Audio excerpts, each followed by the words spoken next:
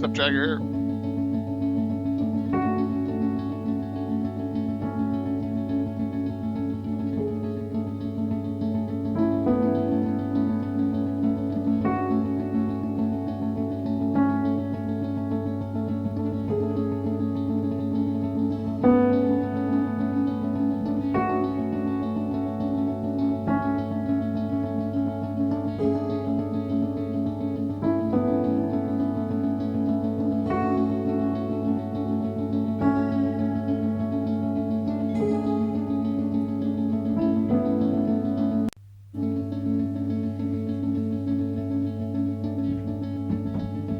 What's up, Phantom? Hey, hey, hey. Hey, Anna. Hello. How are you? Oh, good. How you doing? Good. I was down the shore most of the day, so Oh, good. yeah. It was a nice time. So, got out. Wasn't on the beach or anything, but went down to a restaurant down there and hung out with some of her cousin's husband. We had a nice time. So it was good. Awesome. Yeah. Kama, what's up? Star, what's up? It'll be a fun discussion tonight. Well, have some fun with this. It's not gonna be. What's up, Falmoku? I don't think it'll be as silly as we think, but you know, we'll see. Okay. Yeah. I think this is a topic that gets. I mean, there's got to be hereditary lines in a lot of titles and nobility and stuff. Of course. What button am I hitting? I'm supposed to hit a button here. There we go. Repurposed freighter. Say drifts hi, through that's cool. space. As you stare out at the star-flecked void, another ship comes in. Wait, is this all sci-fi? good. I thought we agreed on a Alright. World War II campaign. Oh, What? did we? That's cool. Start I at can pivot. 50-50 on Saturday The morning smell here. of It smoke just depends curdles in on your nostrils. what Hold my up, I thought we family were prepping for a plans are zombie and how early apocalypse we campaign. start. Wife is taking off. All right, from here's work what we're doing. It's the Saturday, year so 3700. Humanity's boxes elite fled me to in. other planets long ago, Sorry. taking with them all forms of advanced technology. Earth survivors scrape by with historic tools as weird phenomena plague abandoned nuclear sites. much Witnesses tomorrow. report seeing glowing lights and the dead rising from their graves. And Have amidst some the guests coming chaos, on. By the three way, strangers will meet in a dim big bar. A announcements veteran zombie Wednesday. slayer, a disgraced general out for revenge, Got and a two space guests mercenary coming sent to on investigate the Wednesday power night. plants. Now describe your characters. Yeah. Hello, Mike. How Good did you monkey. do that? I have the right Oh, tools that's for the good. job. Yep. Have guests lined up. Yeah, big ones.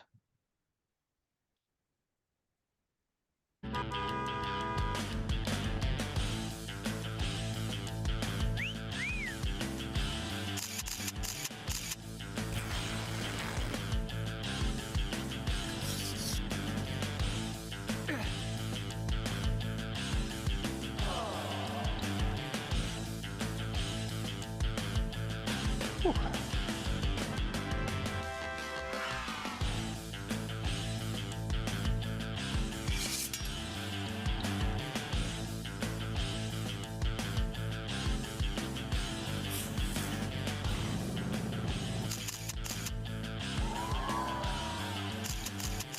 Everyone's doing well on a Sunday night.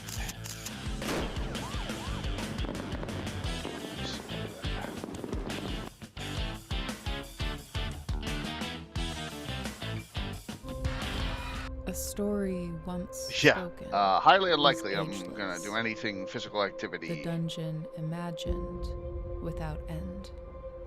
The curious are the ones most courageous. The But I'm tree getting that there. endures The hips. has to bend. From stillness, the mad mage It'll is take a little bit of stirring. time. From countless voices, the castle takes shape. Zagig will test the enduring. Those unlucky will never escape.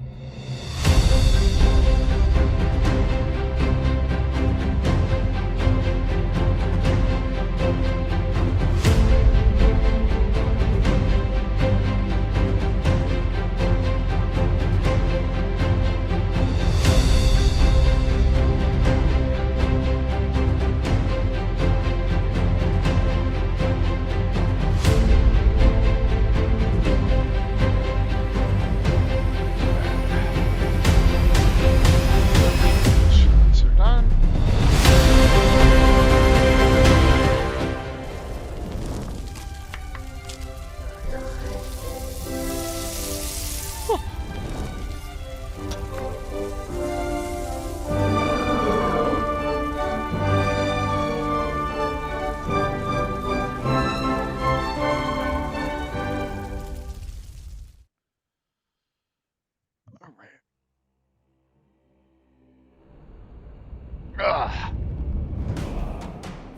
Got some more events in over the weekend, so that's good. For Virtual Crowd Con, two key individuals / groups.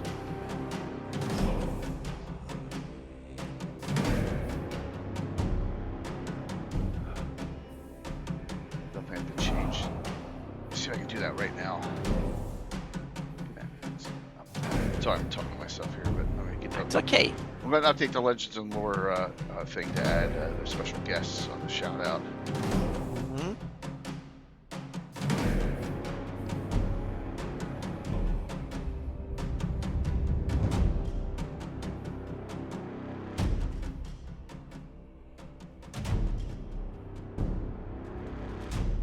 There we go. That should have done it.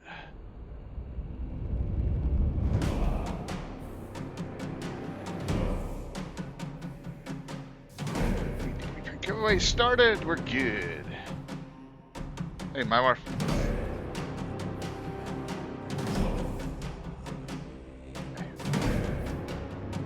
All right.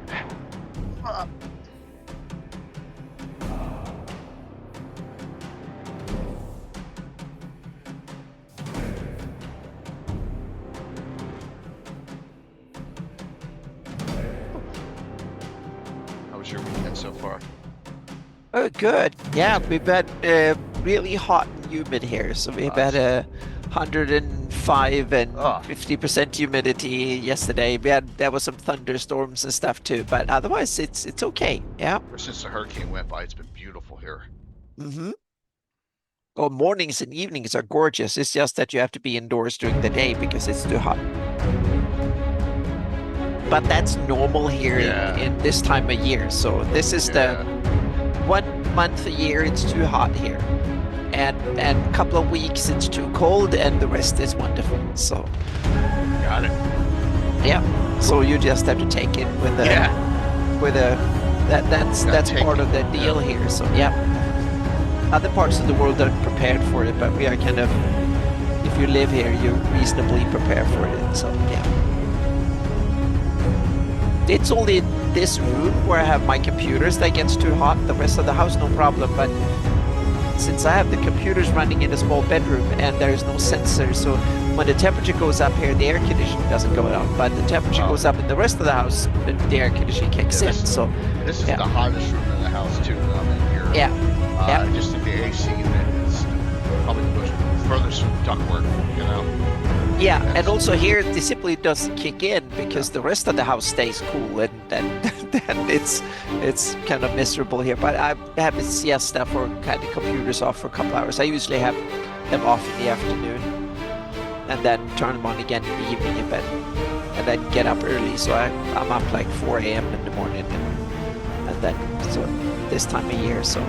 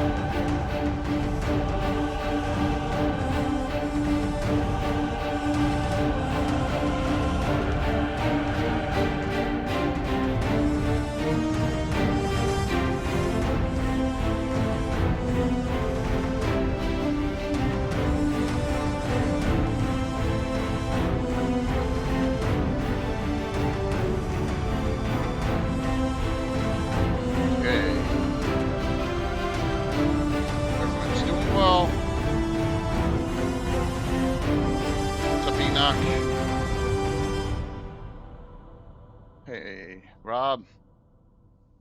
1 second here. Many buttons.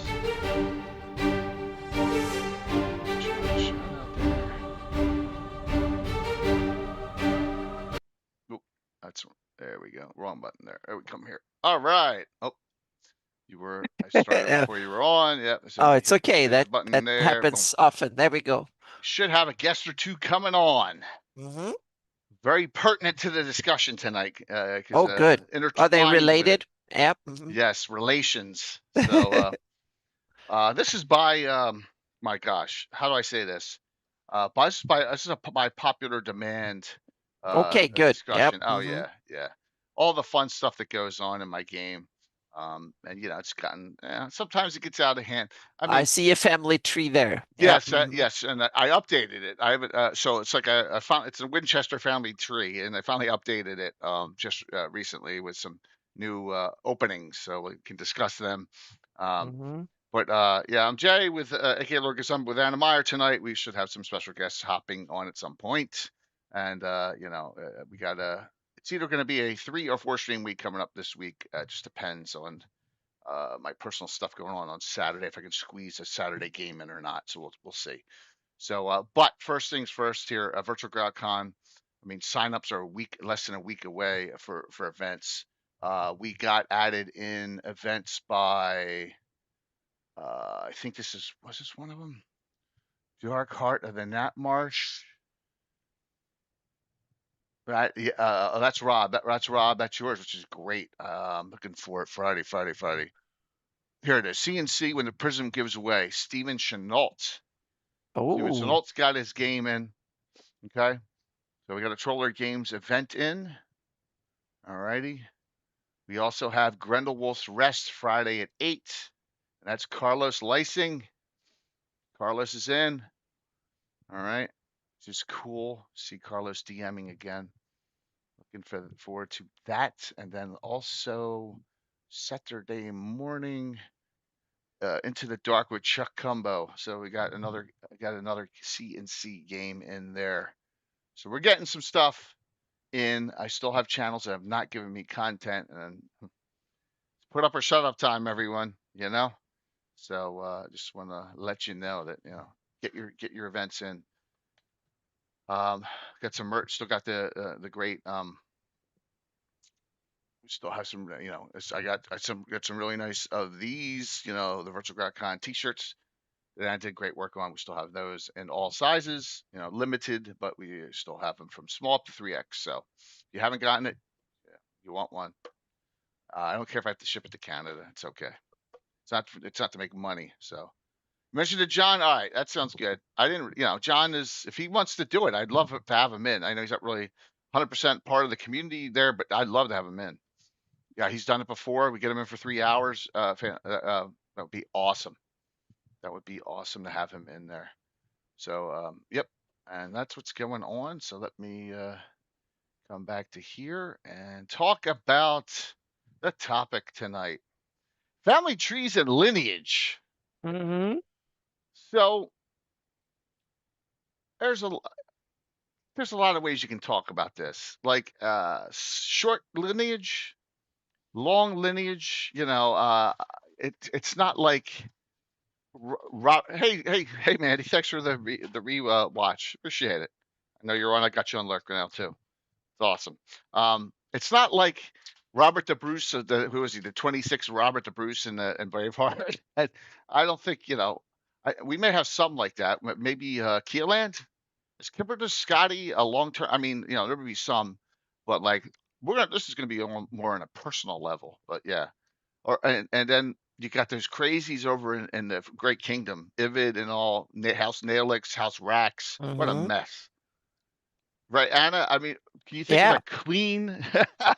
Well, that's just look at the real world and their royal houses. Look at Europe from back in the day. Even look at today's world when we have rulers and various parts of the world. So this is kind of part human nature, part political Yeah, nature, and then add some cool fantasy to it, and you got a really interesting mix. absolutely. And Stefan asked, "Are there any blood feuds in Greyhawk?" Well, yeah, I'd say in Great Kingdom. Oh yeah, definitely. The Yeah. Nail-X is Uh-huh. one of these that Hey, really Rain. came to power that way. Yeah. Sorry, I'm chewing on icebreakers. Put my mic away from my mouth. All right. So, a couple guests will be coming on everyone knows I go a little crazy on this, but I think it's part of the fun. Another way to get your campaign to become a living, breathing world. Kind of makes it real, especially for your players, especially if you get your players involved in it. And I've always tried to do that in my game. So, hey, Jeff, 57 months. Thanks, man. Always love having that connection to, you know, stream is not sponsored. It's not Touch. I know. I should get them, but I try and keep all my sponsors pertinent to the gaming. You know, I'm not like gonna get a sponsorship from Snapple anytime soon. You know, but it would be cool. What's up, Gargan? So back in the day, and once again, it's just like Anna in the 1980. For some reason, as a kid, I just logged every adventure we did. Don't know why. Mhm. Come on, you know, it's like OCD for a freaking 12-year-old. But I came up with this idea of why can't I have a family, and I like the human-centric aspect of Greyhawk, that is like a basis for around everything that, not everything that happens, but a lot that happens in my campaign. And it worked, right? And first off, I probably had four. I had four of them done up. And then I'm like, I got to have a family tree made at some point. Because we had those back in the day, and like, I'm going to say it's 1981 and 82. Malort. You got them on your desk drawer? Yeah. My wife likes the green box because it's softer. I like the blue. It's a little harsh, more harsh tasting. Get that, you know, knock that taste out of your mouth. So get my favorite, no, not Malort. My favorite drink sponsor. Man, who would that be? I don't know about that. I had to think about that. I mean, if I was Ron Swanson, I'd say Lagavulin, right? So blue's the cool mint. Yep, exactly. But I like the idea, and we had a war with the Sea Princes. Keelan Sea Princess War early on, which is unique to my campaign. That goes back in that 80, 81, 82. Before there's even, you know, there's just this. Oh, by the way, for the giveaway, giveaways are going. You know, always you can get the new or the old. I have access to both. All sorts of things here. Here we go. Here's the old, the original. This is what I'm talking about. Anything that I'm doing in between 80 and 82 into 80, early 83 is with this book, right? With this folio, because there's no box set, right? There's no books. If you want the 5e version, there you go. All available. You know. So Gary is written down, you know, make Greyhawk your own. Well, that's what we tried to do. So we'll talk about it a little bit tonight. Family trees, lineage, maybe talk about some specific to Greyhawk. I mean, we've even created one that is published source Greyhawk character into a next generation of character, right? Who am I talking about?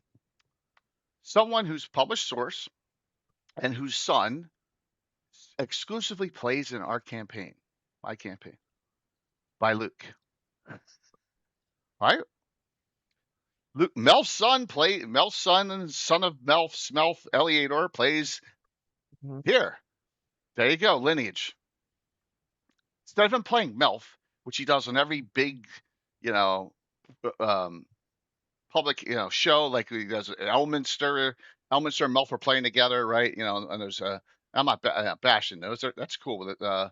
Who does that? Tommy Gofton and stuff. What's the longest story? That's a good question, Jeff. I don't have any idea.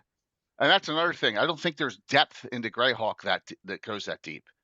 I don't know. Does the Keeland, Anna, does the Keeland line go that deep?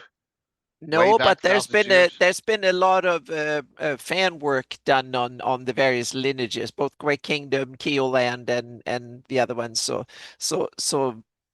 Look and here. hang on a second, let me Well, these so here's the thing here. I got this up. I brought up Gary's Keeland article. And this goes back, I mean, this goes back beyond Common Year 1, right? I mean, House Rolla, House Nelly, I don't know. Yeah, there you go. If they're interbred or I don't know, right? But this is a couple thousand years. You know, Yeah. and there's the first set, and I'm assuming that here's more. Here's the Imperial Keelan, because and are bouncing back and forth between who's running it. Tavish. I mean, I'm assuming a lot of these are related, right? Yeah. With lineage. David Leonard did a whole bunch of stuff for Greyhawk Musings. I put the Hey, old link to his blog. He has several where he deep dived into various. You can see on the right he has labels. So if you go to his Great Kingdom, for instance, he made like what was it 12 articles detailing the Great Kingdom in detail and the full lineages. oh yeah, lineage is this big part of it, so to speak. So you have all the kings going back, and he really tried to dig into sources for it and stuff, and then weave in narrative in between. So and there's others too. So Which is it's cool, and it's great. It's yeah. great that Hmm. great fandom. This Yeah, here is considered not fandom because it was published exactly. in the That's Movie what we Journal. have. Yeah. Yeah, Hmm. Yeah, and it's and we probably have the a most lot of deep. that Great Kingdom. Even the Undying has a lot of that weaved in too for the Great Right, Kingdom. but Jeff, my guess is it has to be the line of Keeland. So yeah, We so have for a similar for Furundi and Nyrond as well. really Oh yeah, we have parts of their the parts, but Furundi not too. going back 2,000 years No, or a a lot thousand of them years. they don't. A lot of them don't have that long history. Keelland has an unusually long history There you go, for Gary. being Thank you. Greyhawk. The other ones, meaning the Great Kingdom, only goes back what is it, 1,200 years or something like that from the early kingdoms, a bit Right. over 1,000 years. But you can probably go back and develop similar ones for old Elissa, for instance, and other. You can think about who ruled old Solman and stuff like that too, for old Flan ones as well. And it's what and does it help you in your campaign? In some Maybe. ways, yeah, it's part of world building. Meaning, Right. it's like Exactly. any It's part world exactly. buildings. Yeah, Uh so huh. so Yeah. it's for some play styles, this is completely unnecessary. Don't spend energy on it. Right. In other stuff, it's dynamite because you can have cool documents made of it. You can have old family feuds that comes back later to haunt the politics of the day and stuff like that that comes 100%. from it. You can have in fantasy, you can also have literal things like liches. Who is that 800-year lich? And what kind of are the problems? That lich can be obsessed about things that existed, and it can only be explained if you go back what happened 300, 400, 500 years ago. One of example is Black Splinter, that is part of the Crandon house, and he's like 380 years old or something like that, and he's a vampire, and it's all the old stuff. He's like an old great uncle to the current Crandon ruler of Rel Devon, and he has both, I guess, various things that is hostility, but he's also family. So that means that he will still, even if he's evil of some of the worst kinds, still family, and he might defend family for various reasons. Yeah, so that you can weave a lot of this into your world building if you want to. It could be a rich tapestry of stuff. And you can That's even it. do same things for dragons and stuff going back 5, 6,000 years or more. If you have a generation where each lives for 3, 4, 500 years or longer, Elven, the same thing. And with that though, see, I worry about creating a dragon one because then, Mhm. oh my god, I don't want to kill any of them. I don't want to put them up against the adventurers ever because then they're going to ruin it. Right? You know No, what I'm but saying? you can take it because that means that if they kill a dragon, that means that they will have allies trying to kill the dragon of other dragons, or they might be upsetting things in the dragon hierarchy or whatever. So it opens up who will come and take the seat of and take the territory or whatever, who will come and defend and help the characters, or who will come and fight it, so to speak. And so you can create interesting backdrops and give a kind of a sense of belonging even for weird things like dragons and stuff. Yeah. It took the various names of the game. Made a family. Mac That's cool. Draculus. Yes. Yeah, so you got, and so Jeff, longevity of elves is one thing, but I've proven multiple times in my discussions with Greyhawk there are no old elves in Greyhawk. There's only, like I said, there aren't. There's only one Yeah. that's over 500 years in published Well, source. yeah, first there wasn't much written about the elves, and Right. then we have Carl Sargent who wanted them turn them into To Tolkien elves Tolkien elves going away. who all ventured away Yeah. somewhere, Yeah. and yeah. Yeah. So like all of a sudden in second edition they have this thing called the Moonbow where they get drawn to Lendor Isle because Len Kafka must be having a bell there and he's ringing it or something. Yeah. Yeah, and it's just like one of the guys in second edition in Eyes the Evil and the Marklands is Serenal, and he's like only 200 years old, and he's got the Moonbow, but he's resisting it, so he's blind from it. I mean, I'm like, I don't need that. I mean, it's ridiculous. My elves, I like my elves to be older, but a lot of my elves are dead because in my world, Celine's gotten the crap beat out of it multiple times. So we'll talk about that. How old's the Prince of Ulick? As a dwarf, probably, it depends on the game. Probably no more than 200 years old as a dwarf. I don't think he's older than that. Depends on the game. That's interesting. So Yeah. what do you mean varied? Because I don't have Olin Sankoron because remember, there were no named, back when I started playing in 1980, there was no Olin Sankoron. Exactly. He came in later. Yeah. He was a dwarf fighter thief.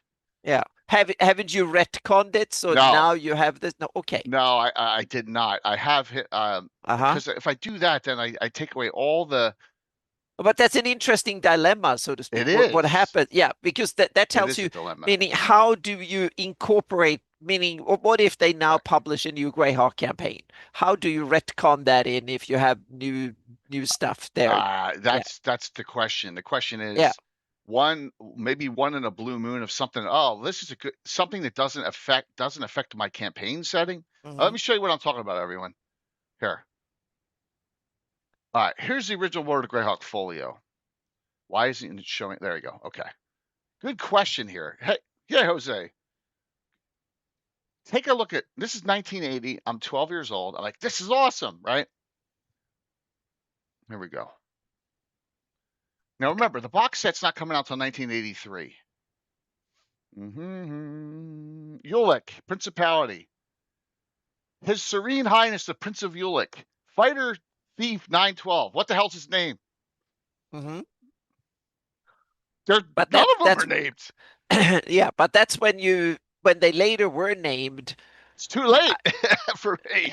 Well, yeah, but then you simply have to decide: do you keep your consistency and just keep your name, or do you go in and alter or simply say, Jeff. Well, or you'll change your change your stuff, so to speak, retcon it back in your campaign, or do you simply say, well, now we have a new ruler whose name is blah blah, and invent some reason why the old one is no longer the ruler, meaning you have at least three options to deal with it.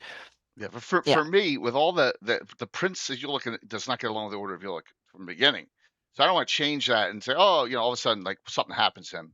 Yeah. Right. So, and look, I mean, this is throughout all of here. You need to make up names of the rulers because they're not published anywhere. They're not in Dragon. They may be in the events of the Eastern and Southern Flemish. You may get a name, but that's on the other side of the map, so I don't care. Yeah.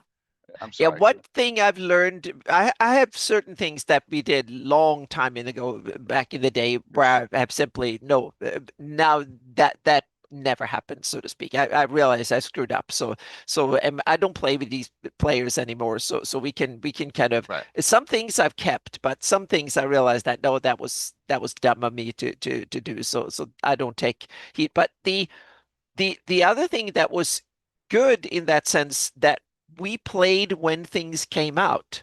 So a lot of what happens was that I got the new products and I realized that, okay, now we have big war coming out. We have From the Ashes and the war coming out. So I saw the war coming because I read From the Ashes and stuff. And then I simply had the war upsetting. So we started playing the war. So then I had that was the time when I tried to follow the setting and simply play out what happened.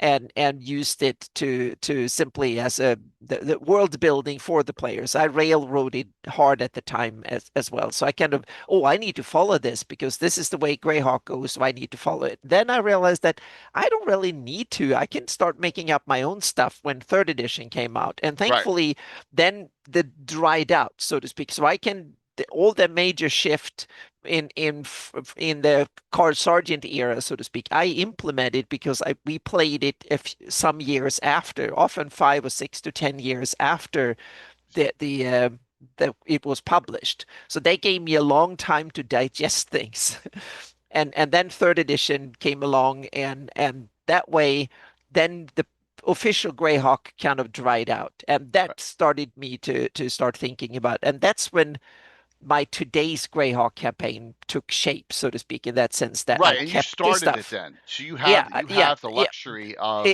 yeah, all hmm this yeah, 30 years of stuff. exactly. I have You can 30 pick and years choose what of you can want to yeah, use. hmm I yep. didn't have So that choice. Hey, Bella, I didn't have that choice in 1980. yeah, And I don't want to sound like, all right, no, you everyone knows what happened to Chuck in the first year of Happy Days, right? Chuck disappears after their first year, the older brother.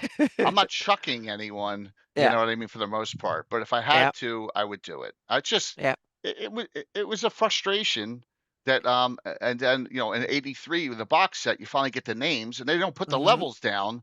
So you got to cross reference. I just thought it was weird. But yeah. like, I don't know that here. We used to just call her Lady Ralta. I didn't know her name was Yolande for the longest time. I don't think I've ever used the name Yolande Right. in my games because the So, few times they've been there, it's been the Queen of and Her Highness or something like right. that. So they've never been personal with her. So for me, they could have renamed her 6 times over and it wouldn't have affected my games. So So yeah. I want to read. I want to read some stuff right here, and I'm going to show you how in this lineage discussion how my Celine is so different than everyone else's. And I think it's all right from here, and it hmm goes right here. Down here, it says the realm is friendly with the Ulic states. An alliance between Celine and these countries was responsible. This is the hateful wars for the campaigns which drove out all the humanoids from the Lortnal Mountains, although the defeated forces subsequently took over the Pomarsh. It says a small number of humans and half elven folk dwell in Celine. So they allow, at this point, humans are allowed in. Many serving in its military for continual warfare is carried out in the Sis Forest and beyond the Jewel River with the Pomarsh humanoid tribes. Hence why I came up with their own knighthood, the Celine Sis Forest Watch, from that one line right there. This isolationist thing was another thing that came later, right? So it doesn't say anything about being isolationist there in that 1980 book. And like I said, I'm 12 years No, old. that was a sergeantism, so to Right, speak, another or whatever you call sergeantism, it. which Yeah. is okay. hmm Yeah. Yes, Yeah. Sam, it is. They're good, and Yeah. you know, it was a mutual agreement pact between the Order of Ulic and Celine was Yeah. signed. But Yeah, that's what I'm doing now with Hawktails. Now I'm rethinking the demi-humans, especially the elves and so the demi-humans get way deeper development now in my good. Hawktails. So I'm reworking I'm starting with the elves because they are in some ways the most different. They live longer, A they lot. are Yep. more different than meaning halflings are like small humans, not that different, so to speak. But the elves are the most different in a lot of sense. So I'm starting with them, and then the dwarfs, and so they will be very different in a lot of sense. But I still want them to fit in. It's still Greyhawk, Right. but I want to be thinking from the elven perspective, and so I have it that you meaning the wood elves, the sylvan elves, and the gray elves and stuff. But that is from a humorous perspective. That's how humans in other countries who knows a little bit about elves, they've seen them a few times. That's what they describe them. So the elves themselves have different divisions, and some of them are true, but that is a human way of looking at it. So yeah, People just don't notice the halflings. Well, drag here, there. Yeah. yeah, I mean, they're there. Halflings and gnomes, yeah, and but it's just you know, this was my yeah, Bible for hmm Greyhawk for the longest time. I yeah, deferred to this over the '83 box set for the longest amount of time. yeah, Uh, yeah, they're expected to live. Well, yeah, so from that, and we'll bounce back and forth. But that's interesting. I changed Yep. my Bible every time they came out a newer one. That became my Bible, and then the new one came. So when Living Greyhawk Gazetteer came out in 2000, that became my Bible, and so Yeah, but is that fair to a DM who's been playing for 4 decades to, oh, I got to change it now because someone said I so? I felt like, yeah, now this comes out, and because I wanted to embrace the new stuff that came out, so to speak. So I always had that up until fourth edition, I had that stuff. After that, it was like, nah. That then I played so Hey, long, darling. and that's when I started getting old and stubborn and grumpy Whoops, that's the and wrong show there. whatever, so to speak. But before then, I was like, oh, this is cool. This is new. I need to embrace it. So I wasn't mature enough as a gamer to kind of have my own style. I'm starting to come of age in third edition. Before then, it was a fun stuff I did, but in third edition was Exactly. the age when I came around and started getting calcified and stale, so to speak, and got stuck there. I And liked what we until were, now, yeah, and I liked the storylines, and hmm I liked that, you know, and I yeah, think it gets justified when you see in Living yeah. Greyhawk, half of the frickin' Principality York gets wiped out. Well, because they have no, Oh, yeah, well, no, if you that, have no guards on the Pajul yeah. River, no hmm shit. You know what Yeah. I'm saying? And You know, that's the thing, yeah, because Living and so, Greyhawk, I ignored, I yeah. just cherry picked a few things I like from it and just ignored the all of the stories from Living Greyhawk, basically. Almost all of them I just ignored. Yeah. And it happened with From the Ashes was the toughest. It's the hmm toughest thing to do, and it took me um 10 years to figure out what direction, 10 years of Yeah. time frame to figure out Yeah. when I wanted this to happen. Yeah. All right. Well, it took some years for me too, and it is the spell plague of Greyhawk, so to speak. We've had two. Yes. Oh, there. Fritz Winchester, everyone. Hi, Curtis. Hey, what's going on? Hello. We're talking early on, the problems that arose with lineages and with no one named in like the original folio, and who was your leader. I had to make up a name for the Prince of Ulick, right? Because it didn't have a name. All instead Koran shows up as a name years later. So it was kind of difficult, and just my But the yeah. Winchesters came out 80, I'm going to say 81, 82. That's how long ago I started with this family tree. So go ahead, Anna. What are you gonna say? No, I was going to say it depends on if you run long-term campaigns with big plot arcs and stuff. Or if you just run adventures, this doesn't need to be that It doesn't. big of a problem, so to speak. Depends on your play Oh, style he's and up your top. There's scope of Courtney. the adventures. Yeah. No, So we never did. I never did it in any of our campaigns with like Brett and myself because it just never developed and was never long term enough to oh, have family Yeah. lineages, having really. hmm having picture problems again. And hey, how play styles um are everyone's different, but I don't know. It just caught on to me that I was like, I want to create um a family that is like, and I always, But my guys bust my stones. Hey, Courtney. Hi. My guys hello. bust my stones all the time Yeah. about, and I But joke around and say the Winchesters are the Dune yeah. of Greyhawk, But right? Jay, you have an aspect that few DMs have. You've had same players for decades. Decades. That means that you also have player memory that goes back decades. If Yep. you switched out your game group every 10 years or every 5 years, you can kind of restart when you start a new game group. A lot of that institutional knowledge get lost for good and for bad, so to speak. That means that you have less problems because you have new players who don't have the hangups, but you also lose a lot of that cool old knowledge, Jay, that you and your players, your game group, have kept for decades longer than almost any other game group. And I love bringing it to all the Yeah. new players. hmm Hmm. And that's what I wanted to discuss, bringing Curtis in. By the way, we got Coco Bunny and we got Curtis on. Both played over the weekend, and Courtney played in both games, the Barbarian game, but we're having some fun with it. And I can't, oh my God, See, when my freaking Stream Deck shoutouts are all in different spots, it's a nightmare. All right, I'm going to show the new updated Winchester family tree. How's that? Here we go. It better be sprouting. If it's singular, like your guys say, then I'm gonna be pissed. Well, Here- in one area it is. I don't know about, the All right. Fritz area. You know, I've already heard enough from you now. And you've said one thing. That's enough. So, of all the years and all, and how many of you get the joke? It's not like you said. It has nothing to do with supernatural. This is Decades prior. 25 years before Supernatural came out. Everyone get the joke? Just take a look at Charles at Emerson at Winchester. You should get the joke then. Yes. There you go. So, yes, MASH, exactly. Came right from Charles Emerson Winchester from MASH. Yep. What's up, Dale? Oh, so Dale. giveaways are set. Yeah. So we run this up here, and note I'm putting in all, and I got some new spikes coming down in certain spots that aren't set yet. As far as player characters go, characters that I've ever played in a campaign, Elijah II was played in the campaign. That goes back, and he died in my 588. Okay, and then X's mean they are currently dead. So, there are no X's beneath this row here, right? And there is right here. We come to this spot here. This is the fun spot.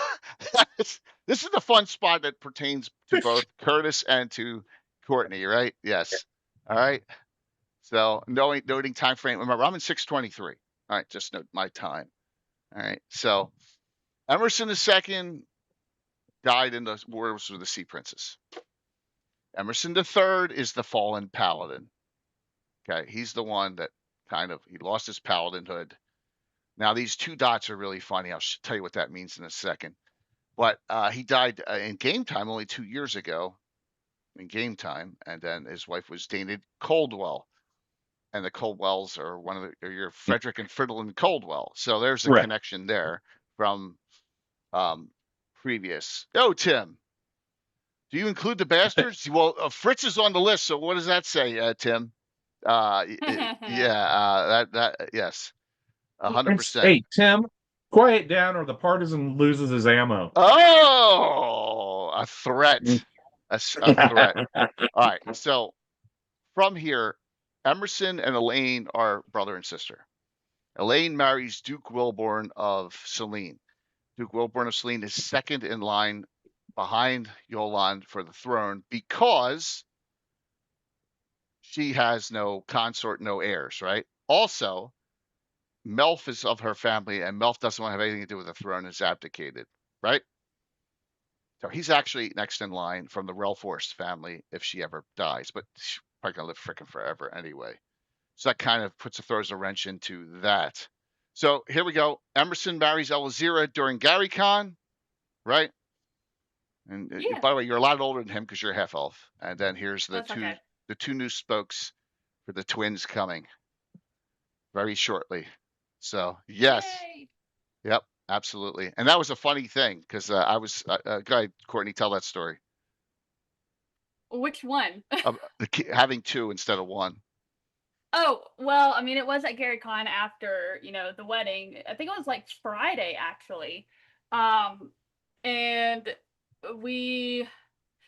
you asked, you're like, now you know that you need to figure out whether you want a boy or a girl. I was like, well, why can't I have both? Why is that not an option? Yeah, absolutely. Yeah, so that's how twins came to be, and we're gonna have one of each, help, yes, expand the line more. So yeah, which is very cool. It's a cool idea, and I'm like all in on that. I'm trying to find some wedding pictures. Here we go. So wedding setup pictures at GaryCon. There we are. Look there. All right. So there's Fritz right there. There's Arabis and Fritz hanging out in the back. Not anywhere in the front near the ceremony. Oh, what a fun time. Funny morning. To To the individual who's watching now, who brought this, thank you so very much. As we drank it all. Yes, that was very kind of you. Loved it, Chris. It was awesome. That was Yeah, Scottish is reliving his backstab. Yeah, yes. Oh yeah, Jeff. I forgot that you were part of that fun. We had a great time. It was an awesome, awesome time. Awesome, awesome time. There you go. There's Greg and Greg Curtis, Brett. Yes. What a fun time. Yeah. Oh Yeah. man. So from that decision was made. I'm trying to find other players, pictures of other people that were there. There you go. The other side of the table, yeah. Yeah, let me see. I'm looking for the other side of the table. Here we go. Should be it. There we go. There we go. Yeah. And I think Justinius' friend Danny, right? Is that Danny Villanueva? And I then think so, I think yeah. so. Jeff, Bill, the Master Crafter, and Tim. So, yeah, good times. I think the only That's to hit awesome. roll I made was on Jeff. Well, I was charmed. I rolled the worst set of rolls in a 4-hour setting in my life at the wedding. Yeah. Yeah. You were so emotionally scarred from finding out that you had doinked your two sisters, half sisters. That was the- now you that gotta talk was the- about that. All right. So That was the game. let's discuss some of the going all the way back to what all this means up here. So back in the day, we all like to have crazy evil organizations. So I have one called the Amazons of the Crimson Moon. It's the worst heraldry symbol I ever made. Anna knows that, with the pink moon and shit bleeding. I was like, I gotta make a new one, Anna. Shame. Yeah. It's a group to tempt men to do evil deeds. So Emerson was corrupted by them and left Dana Coldwell. Both Emerson and Elaine were born. So out of basically Fritz's father is the milkman, basically, the third son, right? So that's why Fritz has a straight line here down. You know what, Jay? It also looks like, I picture this as this elegant, like wood carved, gold leafed, da da da da, and then somebody scrawls in Fritz right at the bottom with a knife. It's like he's such a throw. Yeah. When we started our new campaign setting on the Pomage, I was like, you know what? I want to make a Black Sheep Winchester character, and it ran with it, and it just you've run with it even more. So, off of this, I'm sorry. So Emerson and Elaine are brother and sister. Marion and Emerson the fourth are she's the water elementalist. Her picture's showing up over here right now. I can't do it. Emerson is the fourth. He's a paladin as well. He doesn't want to be anything like his father. But Emerson is a fallen paladin, Anna, and he becomes a cavalier, drops to a cavalier, right? And then just goes out and he becomes what's his name? What's the basketball player from Conan? He becomes Will Chamberlain. Will Chamberlain. Yeah, Will Chamberlain. Yeah, and so they're spawn of his all over the place, and that's what the Amazons do. Like he's the first black sheep. I feel like there are a lot of them. Name another one, Tim. Name some other black sheep for me in the campaign, because maybe I'm forgetting them. Yeah. So from that we have we have Fritz, and then we have Emerson, and here's the funny thing. So the 2 dot here, there is Corellia Crakesbone is a paladin in the Order of Villican Greyhawk, and Emerson hooks up with her, and their daughter is Samanda Crakesbone, and unbeknownst to marries on the other side of the family, marries Jake Winchester. So there you go. So it's all over the place. So it's a lot of inbreeding, right? I guess that would happen a lot in the real world. But this is up to date. Now this is weird here. I have this spoke here. Why do I have that? From Elaine. Yeah, and Duke Wilborn. Mm-hmm. I don't know. Can anyone figure that one out? It should be blatantly obvious if you played the last Thursday and Saturday. Oh. It's not coming to me. Oh, well, yeah. What actually said bun in the oven? Oh, Star, what do you think? No, baby. No Thrommel. No Thrommel, Jeff. Yeah. Time loop, and they're their own parents. That's funny, Dad. Yeah, weird stuff. Yeah. What do you think about that, Star? Come on. You may have figured it out. So there you go. Yeah. It's possible. Is it? I want to see if she can get it. Yeah. Is it? Quentin. Oh, no Mhm. way. Yes. There you go. I have to hear about Quentin one more time. That's the fun thing. And the irony is, technically, he would be very short-lined in the throne for Celine, because his father's like next in line. So that's why they've hidden him away. They don't want to give him that. That's why he said he's not supposed to be there. It's Uh-huh. not supposed to be here. Uh-huh. We just on the Thursday night game, Crazy Train, that was that group. Didn't we adventure with Marion? So it would be my half sister. Yeah. She was The actual half sister that I know is a half sister. Right. She was at the wedding too. Yeah. That's who I played at the wedding too. She was at the wedding. Yeah. Mm-hmm. Yeah, because wasn't her and Ravalantar having some kind of date thing? Her and Ravalantar went out once, but Ravalantar's all about the tickling feather now, as you saw on Saturday. So, you know, it's like a magnet; it just draws people. It's like moth to the flame. So look, we're having fun with this, right? Sam Fritz is their own uncle and nephew, kind of. Yeah, he is. We haven't even talked about the kind of the weird.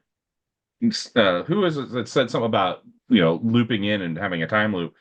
We haven't even talked about that yet. Well, which is the confluence of family tree through magical means with unintended consequences. So if we go back to a year ago, let me see if I can do this. I'm going to go back to, and I don't know how many. If we're going to go back to this, we're going to go back a year ago to the Hateful Wars scenarios. When I did a dumb 24-hour stream, Anna, Tim, and with Tim there the whole time, and Coco and Tim played in all 3 games, which is insanity, but I really thank you both, right? And it was a blast. And I made everyone play ancestors, for the most part, of existing characters that are in the campaign and all the adventures. So like Courtney played in the first one, played Farland's mother. Right. And then, and then the third game was like the craziest fun one where you had Persephone and Cain Soromir and both Frederick and Fridolin Coldwell, and they were all ancestors of existing characters in the campaign now, like Fritz, and a lot of them are Fritz, actually. Yeah. I need the napkin that Carl Sargent Judy Overking's lineage on. Well, yeah. Well, Dale, that's the thing. A lot of it is a mess. A lot of stuff that we do is a mess. I mean, look at my. It's handwritten, right? This is my most detailed map of a lineal tree. It's handwritten for 40 freaking years, right? I mean, you think I could do it a little more nicer, right, Anna? No, it's good. Yeah. So, but the wrench here is I like those characters so much, and none of them died. I had to figure out, and that was 110 years in the past. I had to figure out, how am I going to bring them into the present day so you can play them more? So, hence a Mirror of Life trapping. But there you have another, Well, there you have another thing. Meaning, how do you do? Well, I guess it's from a family tree perspective. It's interesting to have some deaths and some of them cut off and so on. But then you have more what you do with a character that dead and disappeared, so to speak. Meaning, how difficult should it be to get them back? Well, yeah. I mean, there's a lot of that. So, doesn't really try into today's discussion that much, but it can be interesting to have some of them broken, and then how do you consider when they become undead and stuff? Then the old lich and vampires and stuff in family trees. How would they culturally deal with that, so to speak? Are they still part of the family, or are they written out and taken away, vanished, and they're hey, Sage. Yeah.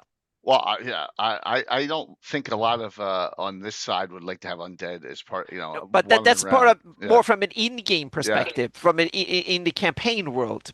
yeah. What do you do when in Great Kingdom when your uncle became an animus? Were he still considered part of the? He might be from the Overking's perspective, but the family might not want to have anything to do with him, so Right, to speak. right. So you have like interesting complications that comes from stuff like that There, can involve interesting gameplay. it's such a. I think the Animus thing is so overdone. It's such a mess. I mean, it's like there's like I like the 100 of idea. them. Oh yeah, I like the idea Yeah, that well he was insane over Kim going crazy. right. So I can totally see he wants to have every noble underling turned into an animus so he's can be answer to the Overking in absolute terms. He wants loyalty, so to speak. Yeah. Well, I well, can see them go crazy. Yeah. Anna, you missed a very key element of Saturday's game. Hmm. That the first time on stream, Frederick Coldwell, which is technically born, 120 years, More, 130 years prior, something yeah. like that, to Fritz, the first documented conversation Yeah. between Fritz and Frederick, Right. He played which both is of so them. stupid. But I'm like, you know what? I want to do this. And there was some incredible method acting involved. It literally, I just flipped my hair on one side, spoke as one, flipped my hair on the other side, and did this back and forth for about 60, 90 seconds. And then that was it. And of course, Wow. the conversation was riveting. It was all around, Hmm. higher levels of consciousness and thinking. Yeah. And yeah, right. It's Fritz and Frederick. You can What only acting? imagine what. Yeah. Which I actually think is really funny because you just compressed 120 years of partial lineage Yeah. to like right there. Hmm. I just think it's a funny concept to me. It's very Dark Shadows Altamiran, I version. Yeah. I like that the intertwined nature of all this mess that I've Yeah. created. But Jay, this another aspect to this that I think is important is that when you create all these kind of cool things that it comes, meaning if a player plays a character that had all these baggage from old relatives that have screwed up and are bad or good or Another whatever, guest is coming on. yeah, meaning that means that the players have to buy in on it, so to Oh speak. yeah. Yeah. Hmm. The ever mysterious Tim is here. Yes. Hello. There he is. Who else is a black sheep? Oh no, I just said I feel like it because I think most of them feel like they are. Oh, okay. Okay. Yes. So and Tim played three times during that 24-hour stream a year ago, and it was a blast. So it's good to see you on, Yes. man. It would Yes. have been a lot easier had I been 2 decades younger. Well, yeah, that too. That too. And I did it right before this last hip replacement, the last one. So on the other side, just so I want to go over what's happening on the Elijah side here, because Charisse is the mayor, and the head of the Bounty Hunters Guild in Altamira, right? So and here they have 1, 2, 3, 4 kids, right? So this was the mistake here. Oh, thanks, Wayne. This is when I intertwined the oldest one, the monk, Kieran, with Bill's character Marcus Camara, and then Marcus. All Bill's character could do was besmirch the family, so she had enough of that. She left Greyhawk and the Iron Brigade and came with the kid to Altamira. So that's what's going on there. So Bill wasn't a fan of that happening, but it's like all you do is besmirch my family. Just didn't like it. So right, Tim. And then Yes. you got Elijah the Fourth. You got Jake marrying Samantha here, which is a daughter of Emerson. It's a mess. And then you got the middle one of Andrea and Alexis, and a lot of the character portraits are scrolling through below the thing. Jay will rarely miss an opportunity to create some sort of personal quote personal havoc if you give him that handle. He's going to pull on that handle if you give it to him. He will. Of course. It is controlled chaos. That's why I don't try to plot the death of my, one of my characters' brother's girlfriends anymore. I mean, is it really controlled though? It's barely. I mean, it's literally bare. And part of that is Jay sets the landscape, and then you throw us lunatics into it. Well, of course. And it's like the missability table. You don't know what you're going to get when you mix it, right? Yeah. It makes it more fun. Yeah. Oh, it's no, hilarious. You get like people like Saturday or last Thursday together. Control just immediately gets thrown out the window. And it's So- just utter chaos. Let's take a look. I updated this as well. This is a lot of them, not every single one, because I couldn't find them all character sheet wise. But we have an updated list of all the Selenian houses and all the members of the houses of Selene. All right. All right. So I got the 10 noble houses of Selene up top.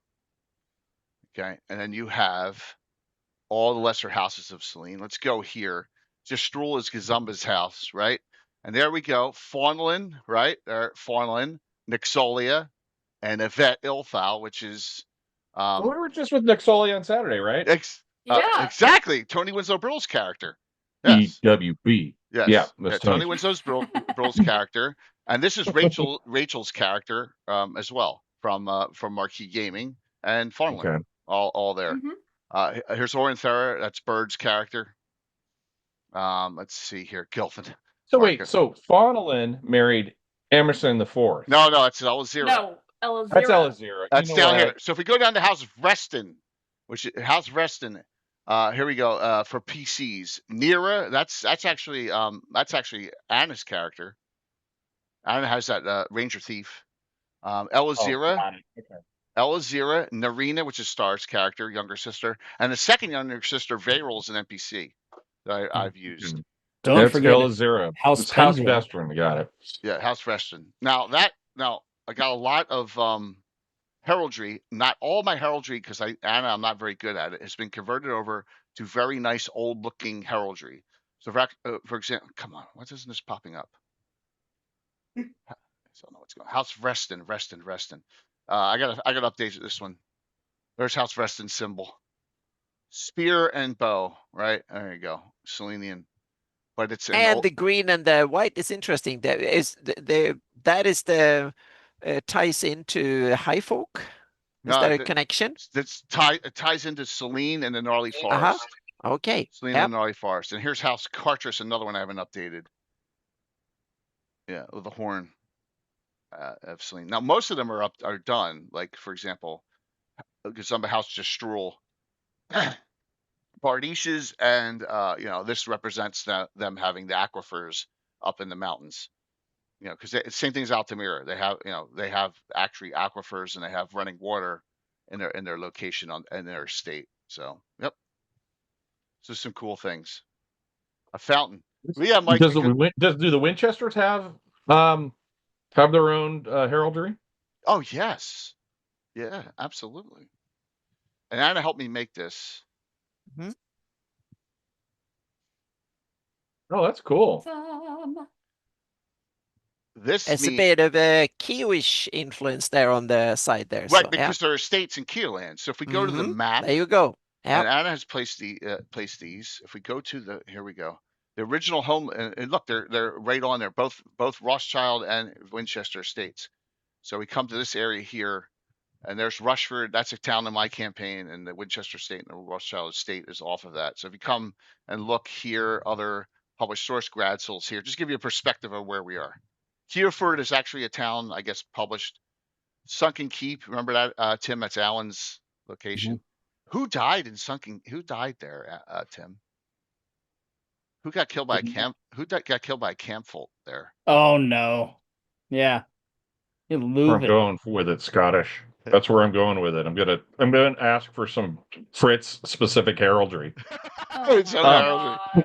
Yeah. So where would the tickling feather be on this map? Oh God, come on, man.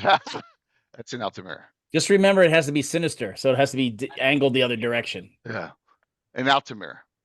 The tickling feather is in Altamira. Yeah. But don't Yeah. forget the House Pendrell of the Selene, which has Yep. another player character. Yeah. Well, he should be on there. Hold on one sec. He was on there. Let me get to that. House So- Pendrell also so has.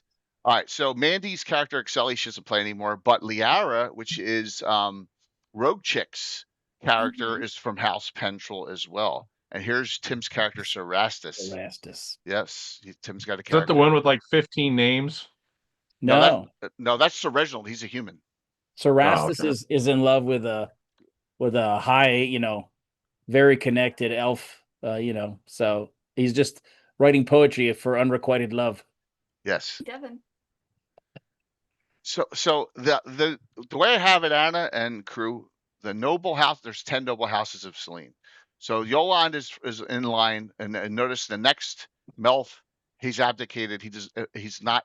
So if something ever happens to Yolande, who do you have if Yolande dies in your campaign, Anna, that would take the throne?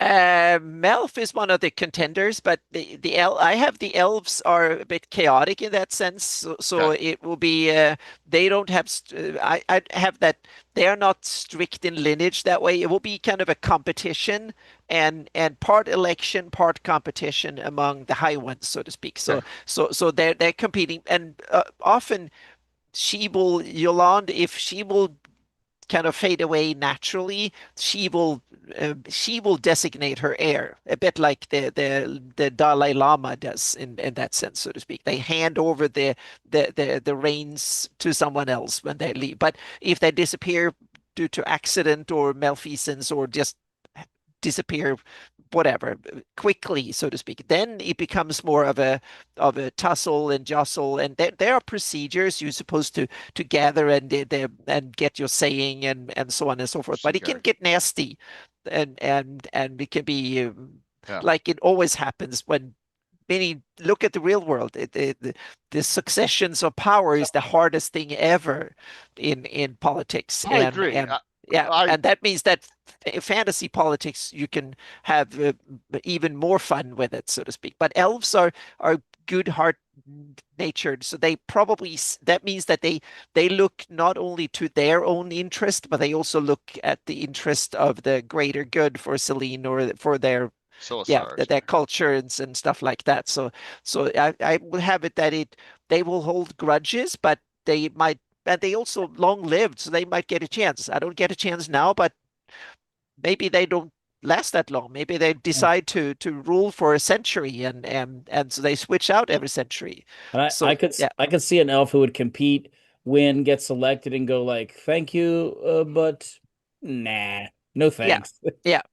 So there's there's so many different ways. And when you have long lived, maybe they can say you rule traditionally for a century, which means that you might get a chance to do other things, so to speak. So more like you have term limits in some countries, and some countries don't have term limits, and some positions have term limits, other positions don't have term limits. So they might take turns. Simply every house have to rotate. So you can't have someone from the same house unless the other ones have had a go.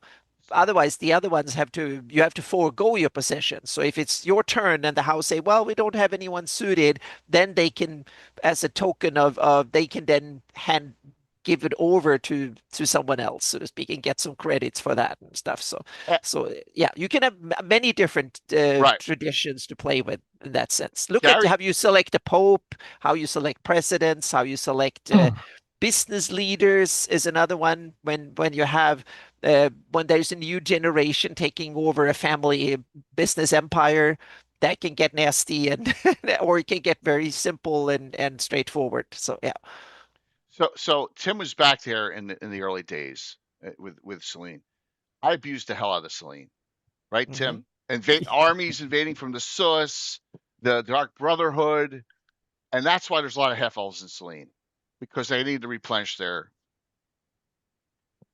Elves don't reproduce fast. That was pretty interesting that Fred Whining said it was matriarchal. It's possible, Gary. I never thought about that when I was 12 years old. So this is the way we set it up. And I asked Luke the one time, and he's like, "Oh, Melf would have no interest at all in ruling." So, yep. We're talking about Rachel. We're talking about your character here, who's right on this list. Here we go. Where? Justrul. Yvette Ilfel, right there. She's on the Justrul list. So good to see you, Rachel. But I did this up a long time ago, just so we could. And there's Devin from the Slav Squad right here, right? And here's Tom's character. Here's Tom's character, Sherry the Mystic, and Thomas the Younger are on there. You know, there's Bill's character, Perrin. So there's a lot. I try and create. It's not a lineal. It's not like, oh, the ancestor. This is the members of the estate house, the family, a lot of cousins, you know. But I just wanted to create that, you know, and it's worked. It's kind of cool that, and also some characters, if they're in one of the 10 greater houses of Selene, they kind of look down upon the lesser houses.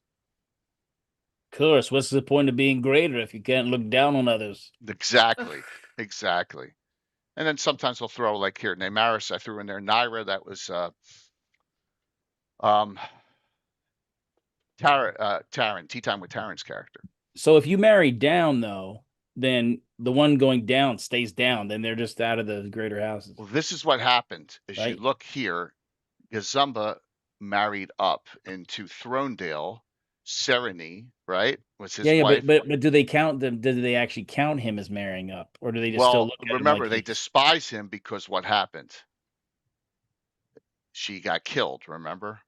And it's your fault. It was his fault. Yes, she got, and she could not be brought back because she got sphere of annihilated. And so you're no longer in the greater house. No, back in there. Your name is Mud. He's been a widower all these years. You know, this happened. I'm going to say 1980. What? 6, 7. 80. I'm going to say it's 86. That's a big year right there. 86 or 87. It happened. Yeah, well, you graduated high school in 86. You did. Yeah. So yeah. No, not Tomb of Horrors, by a renegade bounty hunter who had sought revenge on certain members of the knighthood. Yep.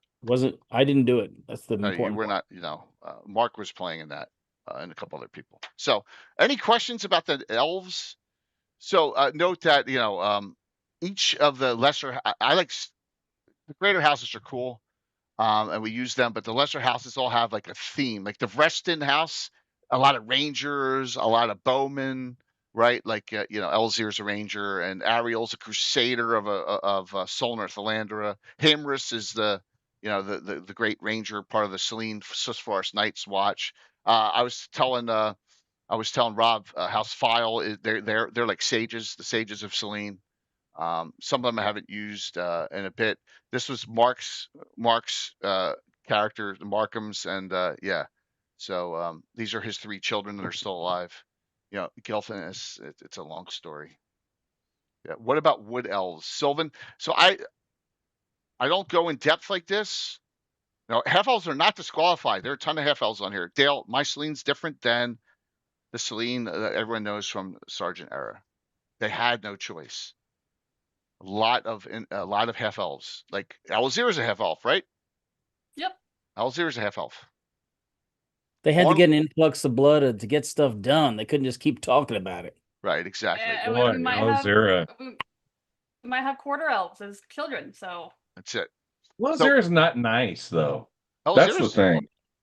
Elzir's He's just not nice. I am a peach. That's just your biased opinion, okay? Yeah.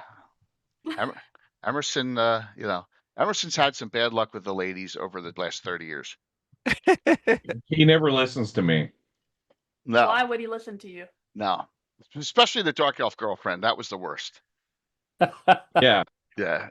Because the was she a half sister too? No, but it was Mark. Mark was playing a brother and sister, and the brother hated humans, and he hated being on the surface world. He was always plotting to kill him. Mark played them really well. Mark kind of went away playing wise. It's a shame. So we covered turmoil from the Drow houses. BB, there's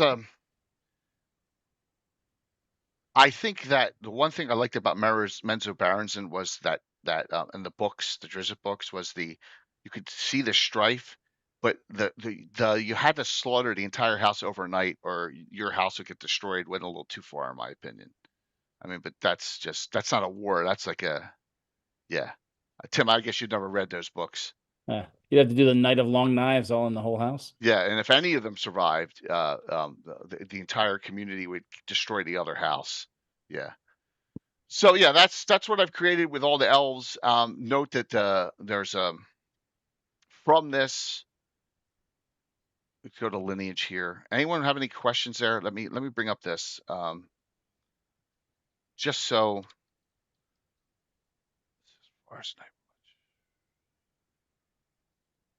No, all right. This article went into Earth Journal and the Selene Forest Night's Watch. I'm looking for the actual. Here they are. So from that, here are, and a lot of them are mentioned. Here are the members. There, Hamerus is one of them, of Reston. These are the 12 members of the Selene Forest Night's Watch. So, and they patrol the Selene Forest border and the Gnarly and that side, the eastern side.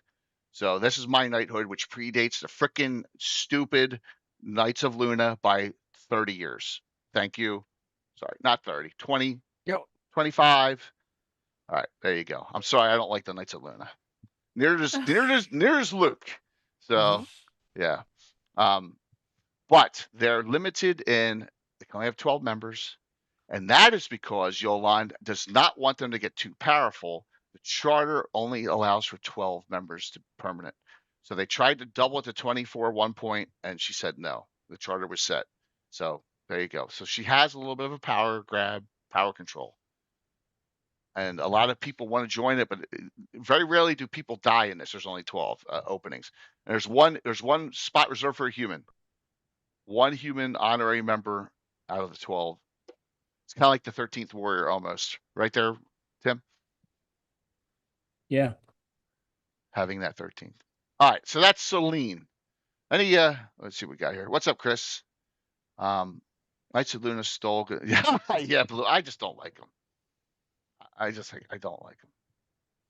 I like them. I didn't like the isolationism, but I Okay. like the Knights of Luna because they kind of circumvent it in a way, so that I kind of like it, because if I have to live with the isolationism, then they make sense, Well, so to speak. So Well, why do they call Luna? What's the? Is there a The moon? moon. right? Selene, it's part of the handmaiden, Selene- so it's the other moon, Yeah, so Selene to and speak. Luna are It's two the moons. yeah, Uh-huh. yeah, Yeah. the two Yeah. moons. No, So, yeah. and you're correct. And I don't have an isolationist Selene. I mean, the Selene's allied No, with I Order of Illic. and that was me. Yeah. I could have Thanks, Phil. retconned it now, but since I accepted it when the Card Sergeant's era came around, I Right. accepted it. So now I have to face up to the step go that I've made a here. dumb decision back in the day, so to speak. So the Knight of Luna kind of saved me from having. I can, in secret, I can object to my own decisions, so to speak. So yeah. That's okay. So let's ask Curtis and Coco, what would you like to see coming up with Winchester drama? Every step I take is Winchester drama. Like, How many? Yeah, you fought at least 5 half sisters so far. that I Uh-oh. know of. I mean, that okay. I will say this, Jay. That it was a very funny turn, like over the last year or so. I mean, it is very funny. It is very funny to laugh with and at that character. Yeah. You know, and I'll just say this from broad to more specific.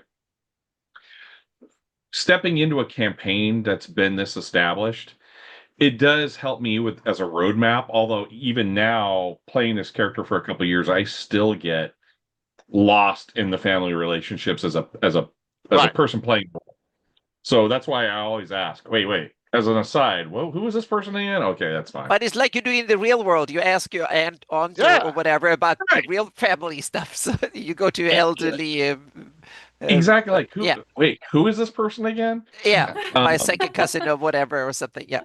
Yeah, because Fritz is the character himself is such a outlier, right? Right. It's just he's he's the cousin that you invite to the barbecue that nobody really likes, but if you get a couple drinks in him, he's kind of funny. It's just like it's that kind of thing. But it does give the roadmap. And then Jay, you basically gave me some like background. Okay, this is how the family works. This is kind of the family dynamic. Yeah. And you said this is kind of how that character has been.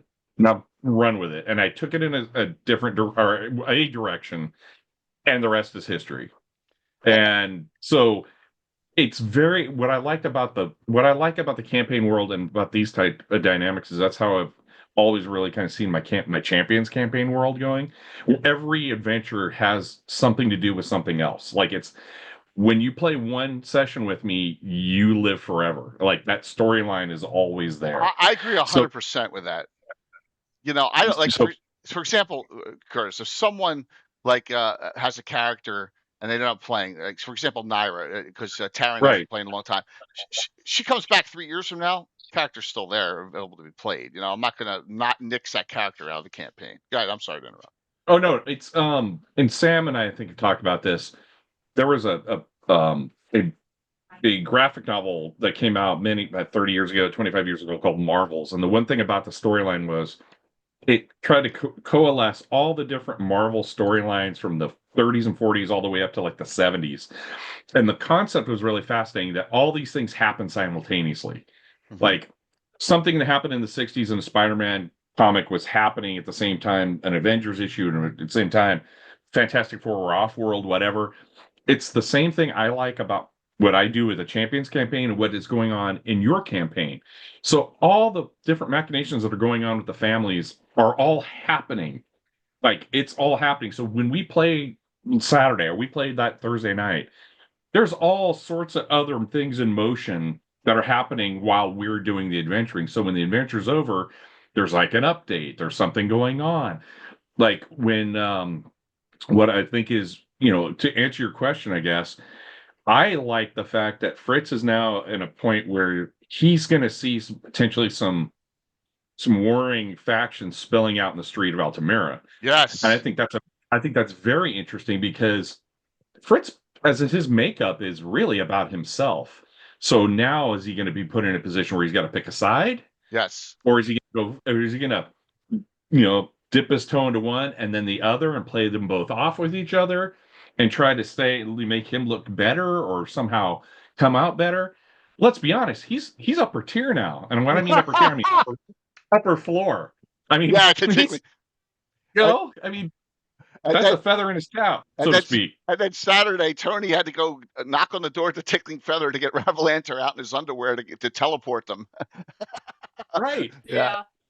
So that's, I like from the character's point of view and for the campaign's point of view, that is a very interesting line to me moving forward, is things are great until they're not. And now you're going to put the characters in a position where, as a DM, you're in a position where you can navigate whatever choices they make. Right. Some of the things they're going to be confronted with and you can't do, that's just the way it is. But now Fritz is like figuring out, like, I kind of have it finally good.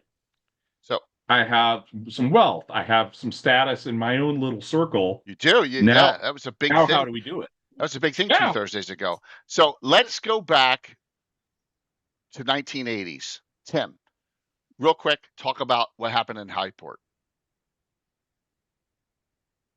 When you and I were just solo adventuring. Solo adventuring with my Magic User Thief, Skeeve, and Jay made it clear, the more powerful magic you use, the more that the bad guys use. So he went in low tech, sneaking around, using like regular disguises to disguise himself, coloring his hair and playing it cool and trying to infiltrate the thieves guilds. And then ended up with the Demi-Human Thieves Guild, which was his, but then he also took over secretly the Humanoid and the Human Thieves Guilds. Yep. And they didn't even know it. It was fun. And then he ended up stealing Lord Page's wife. Yes. And everyone knows Lord Page is a son of a bitch. He's my character neutral wild card, right? He's got the greatest heraldry to the lightning bolt and the shield. And Mike Disney has his champion guy or his ally who's at the joust every year. But so we were having so much fun. Alan wanted to get in on this. So Alan brings Sam to Highport to start up his own little mini thieves guild. And I brought Leuven, who's going to help him. Right, and Leuven. And then things got bad. It went a little sideways. Sam had something off. Sam and Leuven had something really bad happen to them. We won't discuss that. I'll get banned for 30 days if I say what happened. Yeah. As your attorney. As your attorney. But Sam flees the city, leaving his thieves there. Now this is like this is like 1988, I think, Tim. 1988 or 89? Yeah. That long ago? From that point, you, for the first time 2 Thursdays ago, Curtis, it's the first time I brought Lord Darius the Deposed out in an adventure in person since that point. It's been, we're going to say, 36 years. I've waited to bring Which this. Is crazy. Yeah. And Which is nuts. Yeah. So 2 Thursdays ago, he appears. Devin goes to kick him, and whoops, I got a cloak of displacement on, of course, because he's a dual class cavalier thief. All these years, his sole purpose is revenge on Sam for leaving him in Altamira. And that's why he's leaving him in Highport, and that's why he's the guild master. But before Sam and Leuven left Highport, they pulled off the largest heist. Yeah, they did, and that was in D&D in our campaign history. I think it was D&D like a big. Yeah, he was a dual. Yes, 2 thieves are like 17th and 18th level. Yeah, they stole everything. They stole probably $1 million worth of potions, items. It was just I was like, even beating magical things. Yeah. Well, what's that? The thing that allowed the crystal brittle to stone. The wand of metal command. Oh my god. Brittle. So Dale, dual class human. Think about this. The guy goes up to 7th level in Cavalier. He loses all his lands gambling, drinking, and the Wild Coast, gallivanting around, a total loser, and becomes destitute and loses his Cavalier status. Dual class is Fritz likes him already. Yeah, dual class is to thief. He's the worst thief there is. If he fails to pickpocket, he breaks the arm of the person and then strong arm steals it. Right? I mean, that's how bad he was to start off. And that was and it was Darius the Deposed. That was him. And then he's character neutral, and then the guildmaster just leaves. And you're stupid character neutral character. What do? Your entire life then? You seek revenge, right? I don't know. I would take over. He did in Altamira. and there's no halflings and no gnomes allowed in the guild. And if you're a dwarf, you have to buy your way in. Fixated. He got fixated on that, and that's just what's driven his success. And it's right in the Altamira book. And thank you to Roger Moore, who created Spunk. And I just changed one letter to Spunk. And we still and instead of you've been had, I have you were taken. Change the name. Because it's like the greatest character ever made, right, Tim? You've been had. That's right. We used to, when we were kids, we laughed at that article so much. Oh, yeah. Anna. And I like the. Oh, it's a good one. Oh, it's so funny. The guy fell out of the upper story window twice after stabbing himself and taking poison. After tying to himself. Yeah. Oh, my God. Yeah. Jumping out the window twice and taking poison and stabbing himself 26 times. Yeah. Yeah, typical suicide. That's how they do it. No, and then you've been had said the guy must have been accident prone. So now I have Spunk, the little demi-human thieves guild in Altamira, and now we've had some. Now you're in the middle of it, Curtis, because he has come to you and come to the party and said, "I want you on my side." He even said that to Erebus. Yeah, he did. I'll make an exception for the dwarves. Have not bothered me. I'm just very paranoid. But so he's actually parlayed with you, gave all that money to all those because his lieutenant went off and shouldn't have kidnapped all the girls. He said, "Right, you should not." Kind of went off the reservation on that, and it kind of broke rank a little bit. I'm starting to work up the look. A lot of people I've been trying, and I want to say thank you. Thank you to Courtney, and all the ones who said it. I'm trying to create in these one-shots that we all do, longer-term plot arcs now. I'm trying to do that. it's good. Yeah. Like Fritz is really gonna have to make a decision. It'll be the Right. double agent. Or not make a decision and let's see how it plays out, because it's just not good for anybody to have that spill out in the street. But I will say this, that in the end, the one of the lieutenants had that really wicked sword that gives you that bump in for backstab levels. Yeah, that was the lieutenant guy. Yeah. So basically you get backstab, you don't see it coming, and it hurts really bad. So I named that sword the half sister. So there you go. Yes. But and I gotta bounce real quick, Jay, because I got to start the grill. But of course, I'll just say this from a player character standpoint, from somebody who's playing in your campaign, this is a big first. Brett and I have played for almost 40 years, right?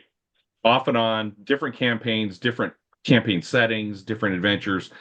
We've never played in something like this because for us, it's much more unique having a world that has been so established for so long. So by playing a character that has that already developed lineage and those connections, it gives me a lot of opportunities to talk a lot of shit, to be quite honest with you, That's part which of the fun. I find really amusing with the character.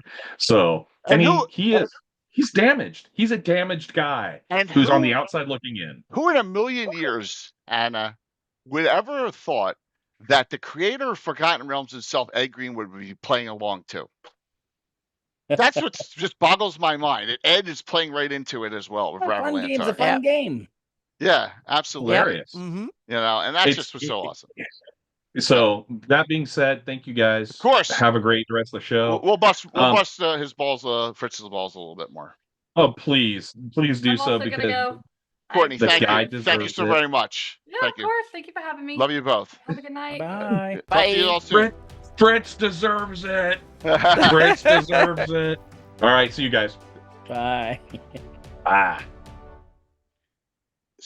And so the point is, we tried to create like a family dynamic, whether it's a disturbed family dynamic or some family history. Like Tim's been good with it with his characters. I mean, were Gilgalad and Galahad all brothers, or were they related or cousins? I don't know if Gilgalad was related to him, but Galahad and Galahad were related. Right. They're brothers. And Galalad's back. So I got Galahad back after all those years. Yes. Yeah, yes. A fun game's a fun game. That's right, Jeff. And you saw it firsthand how much fun we had at GaryCon. So,